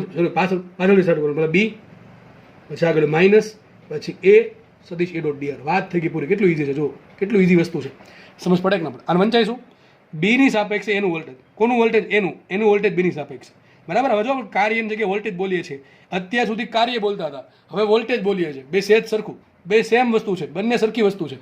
સમજ પડે કે ના પડે? તો એકમ ધન વિદ્યુતભાર પર જે કાર્ય થાય છે એને જ હકીકત કહેવાય વોલ્ટેજ. પણ એને આખી ડેફિનેટલી વ્યાખ્યા છે કે ઇન્ફિનિટી અંતરથી આપેલા બિંદુ પી સુધી લાવવા માટે એકમ ધન વિદ્યુતભાર પર વિદ્યુત ક્ષેત્રની વિરુદ્ધમાં થતા કાર્યને શું કહેવાય? બ્લા બ્લા બ્લા. તે બિંદુ આગળનું વોલ્ટેજ કે અથવા વિદ્યુત સ્થિતિમાન કહે છે. આ બધી વસ્તુ સૂત્ર કામનું, બરાબર? દાખલા પૂછવામાં દાખલા કેવા પૂછે? તમને સદીશ ઈ આપી દેશે, આની લિમિટ આપી દે, સંકલન કરો, સંકલન થાય કે વેલ્યુ આપશે, વાત થઈ ગઈ પૂરી. લિમિટ છોડો, વાત થઈ ગઈ પૂરી. રોકડા 4 માર્ક્સ આવશે અહીંથી, રોકડા 4 માર્ક્સ આવશે, બરાબર? આપણે આગળ વધીએ. થોડુંક બેઝિક આપણે જે ભણ્યા એ લખી નાખ્યું છે અહીંયા. આપણને ખબર છે કે વિદ્યુત સ્થિતિમાન શું છે? જો વિદ્યુત સ્થિતિમાન કહો કે વોલ્ટેજ કહો, બે સરખું છે. ઇંગ્લિશમાં નામ વોલ્ટેજ છે, સાદી ભાષામાં વિદ્યુત સ્થિતિમાન કહેવાય. તો વિદ્યુત સ્થિતિમાન જે છે, બરાબર છે, એટલે કે ટૂંકમાં વોલ્ટેજ હકીકત શું છે? એક કુલમ વિદ્યુત ભાર પર વિદ્યુત ક્ષેત્રની વિરુદ્ધમાં થતું કાર્ય છે. આપણે હમણાં ભણ્યા, આના વિશે આપણે બહુ જાજો ચર્ચા કરી. એકમ ધન વિદ્યુત ભાર પર જે કાર્ય થાય છે વિદ્યુત ક્ષેત્ર વિરુદ્ધ, મને શું કે કાર્ય? તો વોલ્ટેજ એક કાર્ય છે. મેં પહેલાં કીધું હતું વોલ્ટેજ એક કાર્ય છે. આપણે ખબર છે કાર્ય અધિશ્રાજી છે, તો વિદ્યુત સ્થિતિમાન પણ અધિશ્રાજી છે. જો ભાઈ દાખલા ગણવામાં બહુ ઈઝી પડે, અદિશ રાશિના દાખલા ગણવામાં બહુ ઇઝી પડે. જેમ કે હું તમને પ્રશ્ન પૂછું કે ભાઈ +1 કુલમ વિદ્યુત ભાર છે, અહીં માઇનસ ક્યુ છે, અહીં માઇનસ ક્યુ છે ને પ્લસ ક્યુ છે. હું તમને કહું આના પર બળ શોધો, તો બળ સદિશ રાશિ આપણે બધું શોધવું પડે કે આ પ્લસ છે, આ માઇનસ આને ખેંચશે, બરાબર છે, આના પર બળ શોધવાનું છે. આ માઇનસ છે, આ માઇનસ ધક્કો મારશે, આ પ્લસ આ માઇનસ ખેંચશે, તો આ પ્રમાણે બળ કંઈક લાગે, આ પ્રમાણે કંઈક બળ લાગે, બરાબર કે નહીં? તો આપણે અહીંયા દિશા જોવી પડે. પણ વિદ્યુત સ્થિતિમાન જ્યારે દાખલા જો સેમ વસ્તુ વિદ્યુત ક્ષેત્રમાં લાગુ પડે કે ભાઈ તમને કહી દો આ +1 કુલમ વિદ્યુત સોરી આ બિંદુ પર વિદ્યુત ક્ષેત્ર શોધો, તમારે શું કરવું પડે કે આ પ્લસ પ્લસ ધક્કો મારશે, આ માઇનસ ખેંચશે, આ માઇનસ ખેંચશે, બરાબર, અને આ ધક્કો મારશે, આ રીતે આવું કંઈક થશે, બરોબર કે નહીં? તો આપણે અહીંયા જ્યારે વિદ્યુત ક્ષેત્ર શોધીએ કે બળ શોધીએ ત્યારે દિશા પણ જોવી પડે, આપણે મૂલ્ય જોવું પડે કેટલું બળ લાગે, K1 Q2/r², કેટલું વિદ્યુત ક્ષેત્ર લાગે KQ/r². પરંતુ જ્યારે વિદ્યુત સ્થિતિમાનની વાત આવે ત્યારે આપણે જસ્ટ ખાલી મૂલ્ય જોવાનું, વિદ્યુત સ્થિતિમાનની કોઈ દિશાની વાત નહીં કરે, બાકી પાડી દેવામાં આવશે. હવે બરાબર છે, તમને એમ કીધું વિદ્યુત સ્થિતિમાન શોધો એટલે જસ્ટ ખાલી મૂલ્ય, સૂત્રમાં કિંમત મૂકવાની, કઈ દિશા એવું પૂછતા જ નહીં ભૂલથી પણ, બરાબર છે. તમારા મગજમાં પણ ના આવવું જોઈએ કે સર કઈ દિશામાં વિદ્યુત સ્થિતિમાન છે. અરે ટોપા ચોખ્ખું લખ્યું છે વિદ્યુત સ્થિતિમાન અદિશ રાશિ છે. શું કામ? કાર્ય છે, વિદ્યુત સ્થિતિમાન એક ટાઈપનું કાર્ય છે, કાર્ય કેવી રાશિ છે? અદિશ રાશિ છે. એટલા માટે સમજ પડે કે ના પડે, આટલી સિમ્પલ વસ્તુ છે, બરોબર કે નહીં? તો જ્યારે આપણે વિદ્યુત સ્થિતિમાન દાખલા ગણશું ત્યારે સૂત્ર આપણે જે સૂત્ર તારવવાનું બાકી છે આપણે સૂત્ર તારવશું. આપણે અલગ અલગ વસ્તુ માટે, ગોળા માટે વિદ્યુત સ્થિતિમાન શું હોય, નળાકાર માટે શું હોય, પછી પેલી પાતળી શીટ માટે શું હોય, સળિયા માટે શું હોય, બરાબર, આપણે અલગ અલગ વસ્તુ જોશું. અથવા બિંદુ વિદ્યુતભાર માટે શું આપણે અલગ અલગ વસ્તુ જોશું, સૂત્ર આને આવશે ત્યારે. પણ ટૂંકમાં દિશા નહીં આવે. ટૂંકમાં આના દાખલા બહુ ઇઝી પડે. આમાં તમારે બે જોવું પડે, દિશા જોવી પડે અને મૂલ્ય જોવું પડે, બરાબર. મૂલ્ય ચલો સિમ્પલ વસ્તુ છે KQ/r², પણ આમાં તમારે ખાલી મૂલ્ય જોવાની, દિશા જોવાની થતી નથી. એ જ્યારે દાખલા ગણશું ત્યારે વધારે સમજ પડશે. ટૂંકમાં ગોખવા પર બેસશો તો કઈ કામમાં આવશે નહીં મારું ભણાવેલું, બરાબર. ગોખવું નહીં હોય, સમજવું છે તો મેક્સિમમ તમને બેનિફિટ આપશે. ઓકે, ચલો આપણે આગળ વાત કરીએ એકમની, MLTની. તો શું છે હકીકતે? વિદ્યુત સ્થિતિમાન શું છે? એકમ ધન વિદ્યુત ભાર પર થતું કાર્ય. તો કાર્ય તો છે, એકમ શું છે? જૂલ. પરંતુ કોના પર થાય છે? એકમ ધન વિદ્યુત ભાર પર. તો મતલબ આમ થાય, એનો મતલબ કે કાર્ય પર એકમ ધન વિદ્યુત ભાર, ટૂંકમાં 1 કુલમ પર 1 કુલમ વિદ્યુત ભાર પર કેટલું કાર્ય થાય છે એ તમને કોણ આપે? વિદ્યુત સ્થિતિમાન આપે. તો એકમ શું આવશે? જૂલ પર કુલમ. કાર્ય પર 1 કુલમ વિદ્યુત ભાર, બરાબર. 1 કુલમ વિદ્યુત ભાર દીઠ કેટલું કાર્ય થાય એને શું કહેવાય? વિદ્યુત સ્થિતિમાન. એકમ શું યાદ રાખો? જૂલ પર કુલમ. શું આવશે એનો? જૂલ પર કુલમ. પર કુલમ શું કામ આપ્યો? એકમ ધન વિદ્યુત ભાર પર થાય છે એટલા માટે. હવે કુલમને શું કહેવાય? એમ્પેર ઇન્ટુ સેકન્ડ. બધાને ખબર છે કુલમને શું કહેવાય? એમ્પેર ઇન્ટુ સેકન્ડ. Q = IT પરથી. તો જૂલનું MLT શું આવે? M1L2T-2. કુલમને શું કહેવાય? એમ્પેર ઇન્ટુ સેકન્ડ. તો MLT શું આવે એનું? A1T1. તો આખું MLT બને શું? જો અહીં લખ્યું છે પાછું કે વોલ્ટ છે, વોલ્ટ, બરાબર. અને જૂલ પર કુલમને વોલ્ટ કહેવાય. વિદ્યુત સ્થિતિમાનનો આપણે એકમ શું ભણીએ છીએ? વોલ્ટ ભણીએ છીએ. જો આ ભાઈ બહુ કામનું છે, બહુ જ કામનું છે. તમને કોઈ પણ MLT આપશે આગળ, તમને વોલ્ટેજનું MLT આવડવું જોઈએ. વોલ્ટેજ શું છે ઘણાને ખબર ન હોય, તેનું MLT ક્યાંથી આવડવાનું? તો યાદ રાખજો, આને જ ગોખવાનું, આવું આ ગોખવાનું છે, સોરી સમજવાનું છે, ગોખવાનું કંઈ હોતું જ નથી. વોલ્ટેજને શું લખાય? જૂલ પર, એટલે એકમ ધન વિદ્યુત ભાર પર થતું કાર્ય. તો જૂલ પર કુલમ, કાર્ય પર 1 પોઝિટિવ ચાર્જ, બરાબર છે. યુનિટ ચાર્જ પર જે યુનિટ પોઝિટિવ ચાર્જ પર જે કાર્ય થાય છે એને કહેવાય વોલ્ટેજ. તો વોલ્ટેજ બરાબર આવશે કાર્ય પર એકમ ધન વિદ્યુત ભાર. તો શું છે? વોલ્ટેજ બરાબર જૂલ પર કુલમ, જૂલ પર એમ્પીયર ઇન્ટુ સેકન્ડ. MLT શું આવશે? વિચાર રીતે બનાવો. M1L2T-2 છેદમાં છે A1T1. T1 ક્યાં છે? ઉપર. A1 ક્યાં છે? ઉપર. તો શું આવશે? M1L2T-3A-1. આ થઈ ગયું MLT. આ થઈ ગયું MLT. કોનું? વોલ્ટેજનું. ભાઈ બહુ કામમાં લાગશે, બહુ કામમાં લાગશે. આની પછીના જેટલા બી ચેપ્ટર છે, ત્રીજું, ચોથું, પાંચમું, જેટલા બી આવે છે એ બધામાં કંઈક ને કંઈક વોલ્ટેજના સૂત્ર આવશે. અને વોલ્ટેજના સૂત્ર પરથી આપણે ઘણી બધી નવી રાશિઓ ભણશું. ઘણી બધી નવી રાશિ ભણશું ત્યારે તમને વોલ્ટેજના MLTની જરૂર પડશે. આપણે અહીંથી લેશું. વોલ્ટેજ બરાબર જૂલ પર કુલમ. આપણે આ યાદ તમને યાદ ભાઈ આખી મને યાદ ન રહે, આવું મને આવું યાદ રહે ભાઈ, સમજેલું કે ભાઈ એકમ ધન વિદ્યુત જે કાર્ય થાય છે જૂલ પર કુલમ આવે એના પરથી ફટાફટ MLT બનાવી દેવાનું. વોલ્ટેજનું બને, બીજા બધી વસ્તુનું બની જશે. સમજ પડે કે ન પડે? તો સાહેબ આપણે સમજાશું, આપણે ખાલી એટલું જ સમજા છીએ હજી કે P બિંદુ આગળ વોલ્ટેજ શું આવે? જો P બિંદુ આગળ વોલ્ટેજ કોની સાપેક્ષ હશે? ઇન્ફિનિટી સાપેક્ષ. એટલે શું કહેવાય? VP - V infinity. સ્ટાર્ટ ક્યાંથી કરવાનું? પાછળથી. અહીંથી લખો ઇન્ફિનિટી, પછી -P E.dr. થઈ ગયું કે ન થઈ ગયું? VP ક્યુ શું કહેવાય? VP - VQ. સ્ટાર્ટ ક્યાંથી કરવું? પાછળથી. Q સંકલન -P સુધી સદિશ E.dr. બરાબર. આપણે લખતા આવડવું જોઈએ ફટાફટ, આમ 5 સેકન્ડમાં લખાઈ જવું જોઈએ, બરાબર. કે આ VP ક્યુ છે ફટાફટ મગજમાં આવી જવું, આમ જ લખાય, બરાબર કે નહીં? ચલો આપણે આગળ વધીએ. હવે નવી થિયરી ભણીએ આપણે. હવે ઘણાના મનમાં થાય કે સર આપણે +1 કુલમને શું કામ લેવા? એની જગ્યાએ ક્યુને લાવીએ તો કંઈ વાંધો નહીં, એ તમારી ઈચ્છા પૂરી કરી દઈએ. અત્યાર સુધી આપણે શું ભણ્યા કે +1 કુલમને આપણે અનંત અંતરથી આ P બિંદુથી લાવવાનું છે. વિદ્યુત ક્ષેત્રની વિરુદ્ધમાં જે કાર્ય થાય એને શું કહેવાય? વિદ્યુત સ્થિતિમાન કીધું. હવે કામ કરીએ આપણે. ચલો +1 કુલમને એવું ફિક્સ જ કરતા, કોઈ પણ તમારે જે ચાહત હોય એ ચાહતવાળા વિદ્યુત ભારને લાવો ને કંઈ વાંધો નહીં. ચલો તો લખીએ આપણે અહીંયા ક્યુ વિદ્યુત ભારને. ધ્યાનથી સમજો, અહીંયા લેક્ચર પૂરો થાય અને જોડે જોડે તમને બધી વસ્તુ ક્લિયર ક્રિસ્ટલ ક્લિયર રીતે સમજાઈ જશે. તો ક્યુ વિદ્યુત ભારને અનંત અંતર ઇન્ફિનિટીવથી ક્યાં લાવવાનું છે? આગળ જેમ હતું એ જ વિદ્યુત ક્ષેત્રના આપેલ બિંદુ પી સુધી લાવવાનો છે.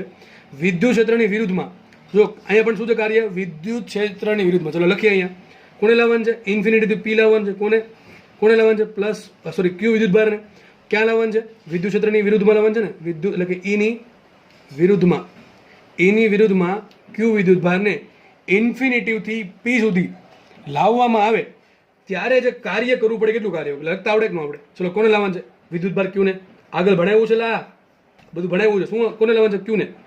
સૂત્ર શું છે કાર્યનું? ઇન્ફિનિટીવથી પી ઈ ડોટ ડીઆર, આગળ માઇનસ ને આગળ +1 ની જગ્યાએ ક્યુ આવે. હવે આ જે કાર્ય થયું એને શું કહેવાય? પી બિંદુ આગળનું વોલ્ટેજ ના કહેવાય, આને કહેવાય વિદ્યુત સ્થિતિ ઉર્જા. લે, નવું નામ આપ્યું જનરલી વિદ્યુત સ્થિતિ ઉર્જા કહેવાય. હું હવેથી સ્થિતિ ઉર્જા કહીશ, બરાબર? સ્થિતિ ઉર્જા કે સ્થિતિ ઉર્જા ઘણા ટાઈપ આપણે આવું ભણ્યા હતા. ગુરુત્વીય સ્થિતિ ઉર્જા ભણ્યા હતા, યાદ કરો. ગુરુત્વીય સ્થિતિમાન ભણ્યા હતા અને ગુરુત્વીય સ્થિતિ ઉર્જા ભણ્યા હતા. સેમ વસ્તુ હતી. ત્યાં ખાલી શું હતું?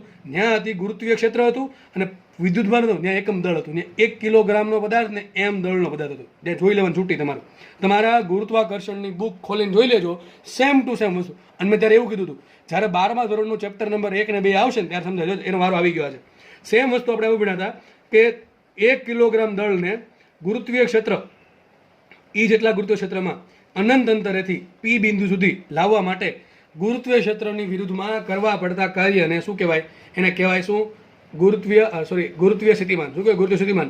અને 1 કિલોગ્રામ દળની જગ્યાએ કોઈ પણ m દળ લાવો અનંત અંતરેથી પી બિંદુ સુધી ગુરુત્વીય ક્ષેત્રની વિરુદ્ધમાં m દળ લાવો તો એને શું કહેવાય? ગુરુત્વીય સ્થિતિ ઉર્જા કહેવાય. પી બિંદુ આગળની ઇન્ફિનિટી સાપેક્ષે.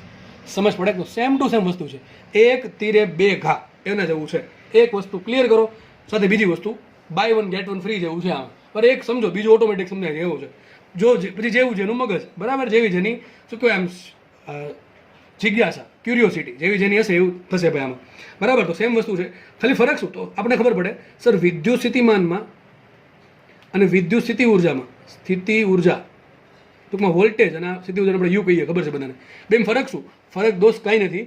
આમાં ખાલી +1 કુલમને લાવવાનો અને આમાં ક્યુ વિદ્યુત ભાર લાવવાનો, બસ. સૂત્રમાં ખાલી એટલો ફરક આવશે. અહીંયા જે +1 કુલમ છે એની જગ્યાએ શું આવશે? ક્યુ આવશે. સૂત્ર શું બન્યું? ઇન્ફિનિટીથી પી લાવવાનો છે, સદીશ ઈ ડોટ ડીઆર વિરુદ્ધમાં લાવો એટલે માઇનસ મૂકો, કોને લાવવાનો? ક્યુ નો લાવો. આને શું કહેવાય? આને કહેવાય પી બિંદુ આગળની વિદ્યુત સ્થિતિ ઉર્જા. આગળ આને વીપી કીધું હતું પણ ત્યાં +1 કુલમ હતો. અહીં કોઈ પણ વિદ્યુત ક્યુ છે ત્યાં શું કીધું? યુપી યપી નહીં ભાઈ, યુપી. બરાબર, ઇટ્સ નોટ ઉત્તર પ્રદેશ, બરાબર છે? યુપી એટલે શું થાય? પી બિંદુ આગળની સ્થિતિ ઉર્જા. પણ તમને મેં ઘણી વખત ધોરણ 11 કીધું છે કે સ્થિતિ ઉર્જા છે એનું એકલનું મહત્વ નથી, એના ફેરફારનું મહત્વ છે. તો સ્થિતિ ઉર્જા હંમેશા સાપેક્ષથી બતાવવામાં આવે. સાપેક્ષ સ્થિતિ ઉર્જાનું મહત્વ હોય. તો આ સ્થિતિ ઉર્જા પી આગળ કહેવાય, પણ કોની સાપેક્ષે? ઇન્ફિનિટી સાપેક્ષે. કોની સાપેક્ષે? ઇન્ફિનિટી સાપેક્ષે. તો શું આવશે અહીંયા? યુપી ઇન્ફિનિટી કહેવાય શું? U P minus U infinity. Same આપણે જેમ ઇન્ફિનિટી અંતરે સ્થિતિમાન 0 ધારેલ છે એ પ્રમાણે અહીંયા ઇન્ફિનિટી અંતરે સ્થિતિ ઉર્જા પણ 0 ધારેલ છે. આવું તમને સેમ વસ્તુ ભણાવી હતી કે ઇન્ફિનિટી અંતરે ગુરુત્વીય સ્થિતિ ઉર્જા 0 હોય, બરાબર. બાકી ધારો કે પૃથ્વીની સપાટી કેટલી હોય? -gme/re. અથવા પૃથ્વી કેન્દ્રથી આર અંતરે કેટલી હોય? -gmem/smaller. આ બધું ભણાવેલું છે દોસ્ત. સેમ સૂત્ર અહીંયા આવશે જ્યારે સાબિત કર્યું ત્યારે. અત્યારે જસ્ટ ખાલી ઓવરવ્યુ લઈએ છીએ, ખબર પડે કે ન પડે તો બધું ભેગું કરતું જવાનું, સમજતું જવાનું. બેમાં બધા ડિફરન્સ છે. વિદ્યુત સ્થિતિ ઉર્જા અને વિદ્યુત સ્થિતિમાનનો ફરક શું? વિદ્યુત સ્થિતિમાનમાં +1 કુલમ આવે, વિદ્યુત સ્થિતિમાનમાં ક્યુ આવે. આટલી સિમ્પલ વસ્તુ છે, બરાબર. આટલી સરળતાથી સમજાવું છું તો સમજાય અહીંયા જવી જોઈએ, બરાબર. આગળ વધીએ તો અહીં લખવું છે, જો પી બિંદુ આગળ વોલ્ટેજ કે તો ફરક ક્યાં આવશે? ઇન્ફિનિટીથી પી લાવવાનું છે, એકમ દર લીધું તો કોઈ +1 આવે, +1, બરાબર. આગળ માઇનસ એમ જ આવશે. ઈ ડોટ ડીઆર સંકલન ઈ ડોટ ડીઆર. અહીંયા શું આવે? જો પી બિંદુ આગળ સ્થિતિ ઉર્જા કે તો શું આવશે? ક્યુ આવશે. કોની સ્થિતિ ઉર્જા કહેવાય? ક્યુ વિદ્યુત ભાર. કોની કહેવાય? ક્યુ વિદ્યુત ભારની. ક્યુ વિદ્યુત ભારની સ્થિતિ ઉર્જા કહેવાય, બરાબર છે. ક્યુ વિદ્યુત ભારની સ્થિતિ ઉર્જા કહેવાય કયા બિંદુ આગળ? પી બિંદુ આગળ. કોની સાપેક્ષે? ઇન્ફિનિટી સાપેક્ષે. કયા બિંદુ? પી બિંદુ આગળ. આને શું કહેવાય? આને તમે એમ બોલી શકો કે પી બિંદુ આગળ વોલ્ટેજ એટલે જો અહીં શું કીધું હતું, ક્યુ વિદ્યુત ભારની પી બિંદુ પાસે સ્થિતિ ઉર્જા વિદ્યુત સ્થિતિ ઉર્જા. તો સેમ તમે અહીંયા એવું કહી શકો, સર આ +1 કુલમની વિદ્યુત સ્થિતિ ઉર્જા કહેવાય કે ન કહેવાય? 100% કહેવાય. અહીંયા ક્યુ વિદ્યુતમાં જગ્યાએ આને શું કહેવાય? ક્યુ વિદ્યુત ભારની પી બિંદુ પાસે સ્થિતિ ઉર્જા. તો સેમ અહીંયા પણ કહી શકાય કે હકીકત વોલ્ટેજ શું છે?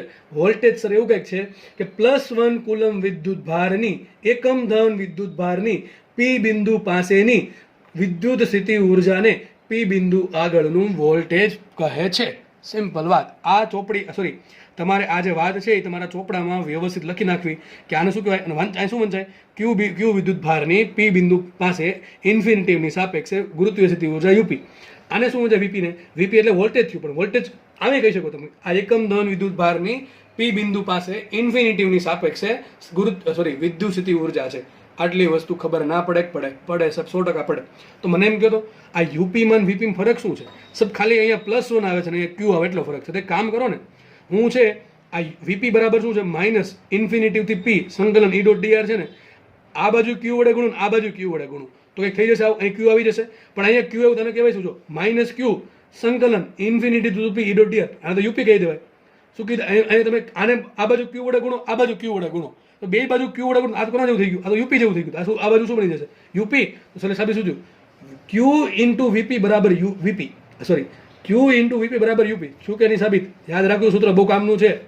તમને વોલ્ટેજ આપ્યું હોય અને તમારે ક્યુ વિદ્યુત ભારની સ્થિતિ ઉર્જા શોધવી હોય, વિદ્યુત સ્થિતિ ઉર્જા, તો વોલ્ટેજને ક્યુ વડે ગુણો તો તમને શું મળે? એ જ બિંદુ પાસે, પી બિંદુ પાસે ક્યુ વિદ્યુત ભારની સ્થિતિ ઉર્જા મળે. તમને યાદ હશે મેં સૂત્ર તમને આપ્યું હતું, W બરાબર ક્યુ ડેલ્ટા વી. યાદ કરો, ઘણી જ વખત આપણે લાસ્ટ ચેપ્ટરમાં આપ્યું દ્રવ્ય અને વિકિરણનો દ્વૈત સ્વભાવ. એનો આજે વારો આવી ગયો છે સોલ્વ કરવાનો. ચલો, તો ગુજરાતી ભાષામાં લખ્યું છે કે કોઈ પણ ક્યુ વિદ્યુત ભારની પી બિંદુ પાસે, હું જે બોલું છું એ તમારા ચોપડામાં લખી નાખું, બરાબર છે?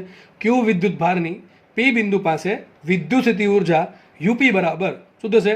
ક્યુ વિદ્યુત ભાર ગુણ્યા પી બિંદુ આગળનું વોલ્ટેજ. તમારે પી બિંદુ પાસે વોલ્ટેજ ખબર હોય તો ત્યાં તમે આ પી બિંદુ પાસે તમારે વોલ્ટેજ ખબર હોય તો એ બિંદુ પાસે તમે કોઈ પણ વિદ્યુત ભારની સ્થિતિ ઉર્જા શોધી શકો. ખાલી શું કરવાનું? એ વોલ્ટેજને તમારે ક્યુ વડે ગુણી નાખવાના. જે વિદ્યુત ભારની તમારે પી બિંદુ પાસે વિદ્યુત સ્થિતિ ઉર્જા જોતી છે એને જસ્ટ વોલ્ટેજને ક્યુ વડે ગુણો, શું મળે તમને? સીધી એ બિંદુ પાસે સ્થિતિ ઉર્જા મળે. લખ્યું છે વિદ્યુત સ્થિતિ ઉર્જા બરાબર, ઇન શોર્ટમાં લખું, તમારે આખું લખવાનું છે, બરાબર? મેં આગળ બોલ્યો છું એ સ્થિતિ ઉર્જા બરાબર શું લખ્યું છે? વિદ્યુત ભાર ગુણ્યા વોલ્ટેજ. હવે મને એમ કહો તો આપણે તમને યાદ હોય તો સૂત્ર ભણ્યા હતા, W બરાબર ડેલ્ટા કે. કાર્ય ઉર્જા પાવર ભણ્યા હતા, શું ભણ્યા હતા? W બરાબર ડેલ્ટા કે. આવું ભણ્યા હતા, W બરાબર ડેલ્ટા યુ. સ્થિતિ ઉર્જાના ફેરફારને કાર્ય જ કહેવાય, બરાબર? જ્યારે ઉચ્ચમાં ફેરફાર થાય ત્યારે પણ કાર્ય થાય, અને જ્યારે વેગમાં ફેરફાર થાય ત્યારે સૂત્ર આવે W બરાબર ડેલ્ટા કે. આવું ભણ્યા W બરાબર ડેલ્ટા યુ. આમ કહી શકાય ડેલ્ટા યુ બરાબર શું છે? Q into delta V. કહેવાય કે ન કહેવાય? વિચારો, યુ બરાબર શું છે? Q into V. યુ બરાબર શું છે? Q into V. મેં તમને કીધું હતું કે સ્થિતિ ઉર્જાનું કોઈ કામ નથી અને વોલ્ટેજનું કોઈ કામ નથી. કામ કોનું છે? એના ફેરફારનું કામ છે, કારણ કે સાપેક્ષ વસ્તુ છે એટલા માટે. તો આપણે સ્થિતિ ઉર્જા પી પાસે કોઈ કામ છે નહીં. હકીકત કોની કહેવાય? પી પાસે ના કહેવાય. કોની કહેવાય? પીની પાસે કહેવાય ઇન્ફિનિટી સાપેક્ષ. હકીકત સાપેક્ષ જ છે. તો આપણે શું લઈએ? જસ્ટ ફેરફાર લઈએ. તો જો યુ બરાબર ક્યુવી હોય, સિમ્પલ શું છે? યુ બરાબર ક્યુવી હોય તો ફેરફાર શું લખાય? ડેલ્ટા યુ બરાબર ક્યુ ઇન્ટુ ડેલ્ટા વી લખાય કે ન લખાય? પણ ડેલ્ટા યુ શું કહેવાય? W કહેવાય, કાર્ય ઉર્જા પાવર. સૂત્ર બની ગયું ડેલ્ટા યુ બરાબર ક્યુ ડેલ્ટા વી બરાબર W. જો આ સાબિત કરી દીધું તમને મેં આજે. W બરાબર ક્યુ ડેલ્ટા વી સાબિત થઈ ગયું, બરાબર કે નહીં? સમજ પડવી જોઈએ દોસ્ત, બરાબર છે? સાબિત કરી નાખ્યું કે ભાઈ W બરાબર ક્યુ ડેલ્ટા વી બરાબર ડેલ્ટા યુ. સ્થિતિ ઉર્જામાં થતો ફેરફાર કેટલો હોય? વિદ્યુત ભાર ગુણ્યા પીડી. અને શું કહેવાય? જો આને વિદ્યુત સ્થિતિમાન કહેવાય, પી બિંદુ પાસેનું વિદ્યુત સ્થિતિમાન કહેવાય. આને કહેવાય વિદ્યુત સ્થિતિમાનનો તફાવત, જેને આપણે કહીએ પોટેન્શિયલ ડિફરન્સ, જેને આપણે ઇન શોર્ટ કહીએ પીડી. સમજ પડે કે ન પડે? આ વોલ્ટેજ છે ને, આ પીડી છે, વોલ્ટેજ ડિફરન્સ છે. વીડી કહી શકો ને પીડી કહી શકો તમે, બરાબર? વોલ્ટેજ ડિફરન્સ કયો કે પોટેન્શિયલ ડિફરન્સ કયો, બે સરખું છે. પણ આને સિમ્પલ વોલ્ટેજ કહેવાય અથવા સિમ્પલ આને પોટેન્શિયલ કહેવાય. શું કહેવાય? પોટેન્શિયલ. આને કહેવાય વિદ્યુત સ્થિતિ ઉર્જા, આને કહેવાય વિદ્યુત સ્થિતિ ઉર્જાનો ફેરફાર. તો ક્યુ બરાબર યુ બરાબર ક્યુવી કહી શકો, બરાબર? વોલ્ટેજ આવશે, પીડી નહીં આવે. તો યુ બરાબર ક્યુવી, આનું કોઈ મહત્વ છે નહીં સૂત્રનું, એના ફેરફારનું મહત્વ છે. શું લખ્યું? ડેલ્ટા ક્યુ બરાબર ક્યુ ઇન્ટુ ડેલ્ટા. ટૂંકમાં આવું જોતું હોય કે ભાઈ પી ક્યુ સ્થાને સ્થિતિ ઉર્જા કેટલી હશે? તો ક્યુ ઇન્ટુ વીપી ક્યુ. સમજ પડે કે ન પડે? તો પી અને ક્યુ નું વોલ્ટેજ ડિફરન્સ ઇન્ટુ ક્યુ કરો શું મળે તમને? વિદ્યુત ભાર ક્યુ ની પી ક્યુ વચ્ચે, એટલે કે પી સ્થાને ક્યુ ની સાપેક્ષે વિદ્યુત સ્થિતિ ઉર્જા મળશે. સિમ્પલ સમજ પડે એ વસ્તુ છે, બરાબર? પણ એનું કોઈ મહત્વ નથી. એટલે કે પી બિંદુ પાસે એકલા વોલ્ટેજનું કે એકલી સ્થિતિ ઉર્જાનું મહત્વ નથી, એટલે આપણે બીજાની સાપેક્ષે શોધીએ, એટલે ટૂંકમાં ડેલ્ટા યુ આવશે. શું યાદ રાખજો? ડેલ્ટા યુ બરાબર ક્યુ ડેલ્ટા વી બરાબર ડબલ્યુ. આપણે આગળ ભવિષ્યમાં કામ આવશે, હું ફરીથી સમજાવીશ નહીં, ડાયરેક્ટ સૂત્રથી ઉપાડીશ કે ભાઈ તમને કહે કે ચેપ્ટર નંબર 2 ના પહેલા લેક્ચરમાં આપણે સાબિત કરેલું છે, તો સાબિત આપણે કરી દીધું. ડબલ્યુ બરાબર ક્યુ ડેલ્ટા વી બરાબર ડેલ્ટા યુ. તો કે આમ પણ લખશો આપણે, આવું પણ આવશે, આખું યાદ રાખી લાવવું. ડેલ્ટા યુ બરાબર ક્યુ ડેલ્ટા વી બરાબર ડબલ્યુ બરાબર ડેલ્ટા કે આખું સૂત્ર કામ આવશે. આ કહેવા પડે વેગની વાત કરી હોય ને ત્યારે આ સૂત્ર વાપરશું, અંદર સ્થિતિ ઊર્જાની વાત કરીએ આપણે આ સૂત્ર વાપરશું. બરાબર, કાર્ય વચ્ચે રહી ગયું. આ બેનું કામ આવશે કાં તો આ બેનું કામ આવશે. સમજ પડે કે ના પડે? આઈ થિંક આટલી વસ્તુ બધાને ખબર પડી ગઈ હશે. આપણે જે પણ ભણ્યા છીએ આજે, બરાબર છે ને, ફટાફટ રિવિઝન કરી નાખો 1-2 મિનિટમાં. આમ થાય કે આપણે આવું ભણ્યા, જો હવે બધું સાબિત નહીં કરું, હું જે ભણ્યા છીએ એનો જે નિષ્કર્ષ છે, કન્ક્લુઝન સીધું આપું છું કે પી બિંદુ પાસે વોલ્ટેજ શું હોય. હવે પી બિંદુ પાસે એકલાનું વોલ્ટેજ હોય નહીં, કોની સાપેક્ષ હોય? ઇન્ફિનિટી સાપેક્ષ. લખાઈશું અને વોલ્ટેજ આવ્યું તો કોણ આવશે? એકમ ધન વિદ્યુત. યાદ રાખજો, વોલ્ટેજ આવે એટલે એકમ ધન +1 કુલમ આવે, અને સ્થિતિ ઊર્જા આવે તો કોણ આવે? યુ આવે. સિમ્પલ વસ્તુ છે. તો આગળ શું આવશે? +1 કુલમ ઇન્ફિનિટી ટુ પી. વિદ્યુત ક્ષેત્રની વિરુદ્ધમાં જે કાર્ય કરવું પડે શું કે પી બિંદુ આગળ વોલ્ટેજ. યુપી શું કહેવાય? વિદ્યુતભાર ક્યુ ને ઇન્ફિનિટી ટુ પી લાવવા માટે વિદ્યુત ક્ષેત્રની વિરુદ્ધમાં જે કાર્ય કરવું પડે શું કે પી બિંદુ પાસે સ્થિતિ ઊર્જા કહેવાય. ટૂંકમાં એ +1 કુલમ આવે, અહીંયા જસ આવે ક્યુ વિદ્યુતભાર આવે. બેમાંથી એકેયનું કામ છે નહીં, આપણે કોનું કામ છે? ફેરફારનું કામ છે. એટલા માટે આપણે નવું લાવ્યા વીપી ક્યુ યુપી ક્યુ. બરાબર, આ લખતા આવડવું જોઈએ. વીપી ક્યુ શું કહેવાય? બધાને હજુ લખ્યું છે વીપી માઇનસ વીક્યુ. વીપી ક્યુ આપણે તમારે સીધું લખીને શું નાખવાનું? આ લખી નાખવાનું વીપી માઇનસ વીક્યુ. સ્ટાર્ટ કરવાનું પાછળથી ક્યુ સંકલન પી આગળ વચ્ચે જો ક્યુ સંકલન કર્યું, આગળ માઇનસ કર્યું, પી તો પી ઈ ડોટ ડીઆર. આને શું કહેવાય? આને વંચાય આમ કે પી બિંદુનું ક્યુ સાપેક્ષે વોલ્ટેજ અથવા વિદ્યુત સ્થિતિમાન. બરાબર છે. સેમ વસ્તુ મારે લખવી છે સ્થિતિ ઊર્જા માટે, તો શું કરીશું? યુપી ક્યુને શું લખીશ? UP minus UQ. પાછી એ જ વાત, ખાલી ફરક ક્યાં પડે? વિદ્યુત સ્થિતિ ઊર્જા આવે તો ક્યુ આવે, અને વોલ્ટેજ આવે તો +1 કુલમ આવે. લખો ના લખો, 1 લખો ના લખો, ફરક પડે નહીં. તો યુપી ક્યુ બરાબર શું આવશે? યુપી માઇનસ યુક્યુ માઇનસ ક્યુ સંકલન ક્યુ થી પી ઈ ડોટ ડીઆર. આપણે લખવાના આ પ્રમાણે સંકલન કરી દેવાનું. ક્યુ લખવાનું, આગળ માઇનસ, આગળ પી, સ્થિતિ ઊર્જા છે આગળ ક્યુ વડે ગુણવા પડે ઈ ડોટ ડીઆર. અને કહેવાય શું?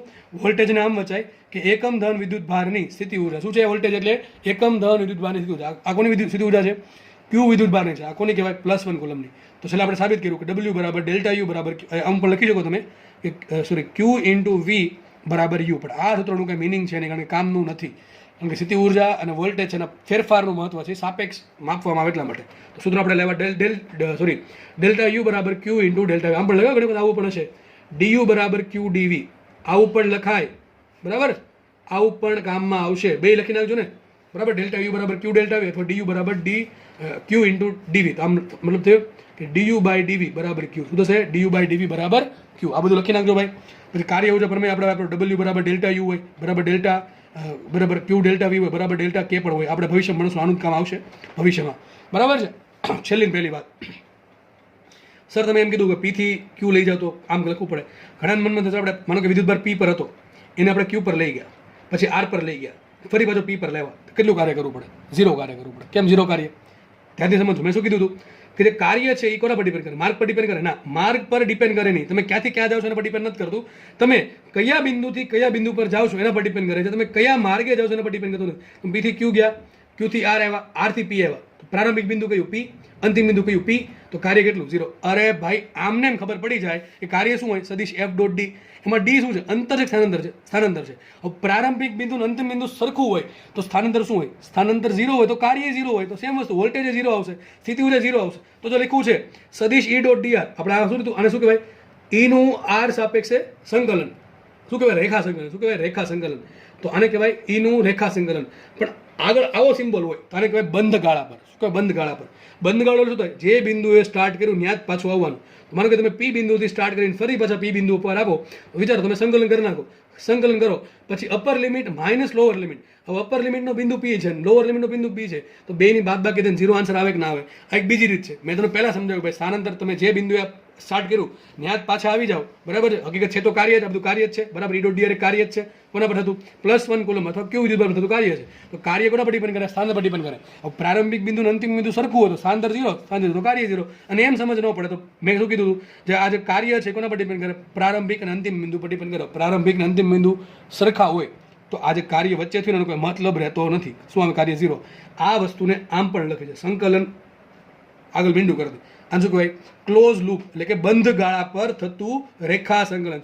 તમને આવો પ્રશ્ન બોર્ડમાં ઘણી વખત પૂછાશે કે વિદ્યુત ક્ષેત્રનું બંધ ગાળા પરનું ફરીથી બોલું છું, વિદ્યુત ક્ષેત્ર ઈનું બંધ ગાળા પરનું રેખા સંકલનનું મૂલ્ય કેટલું હોય? ઓપ્શન નીચે આપ્યા છે અલગ અલગ. શું આન્સર આવે? 0. બંધ ગાળા જો અહીંયા ઈ ડોટ ડીએ હોત તો એ શું થઈ ગયું?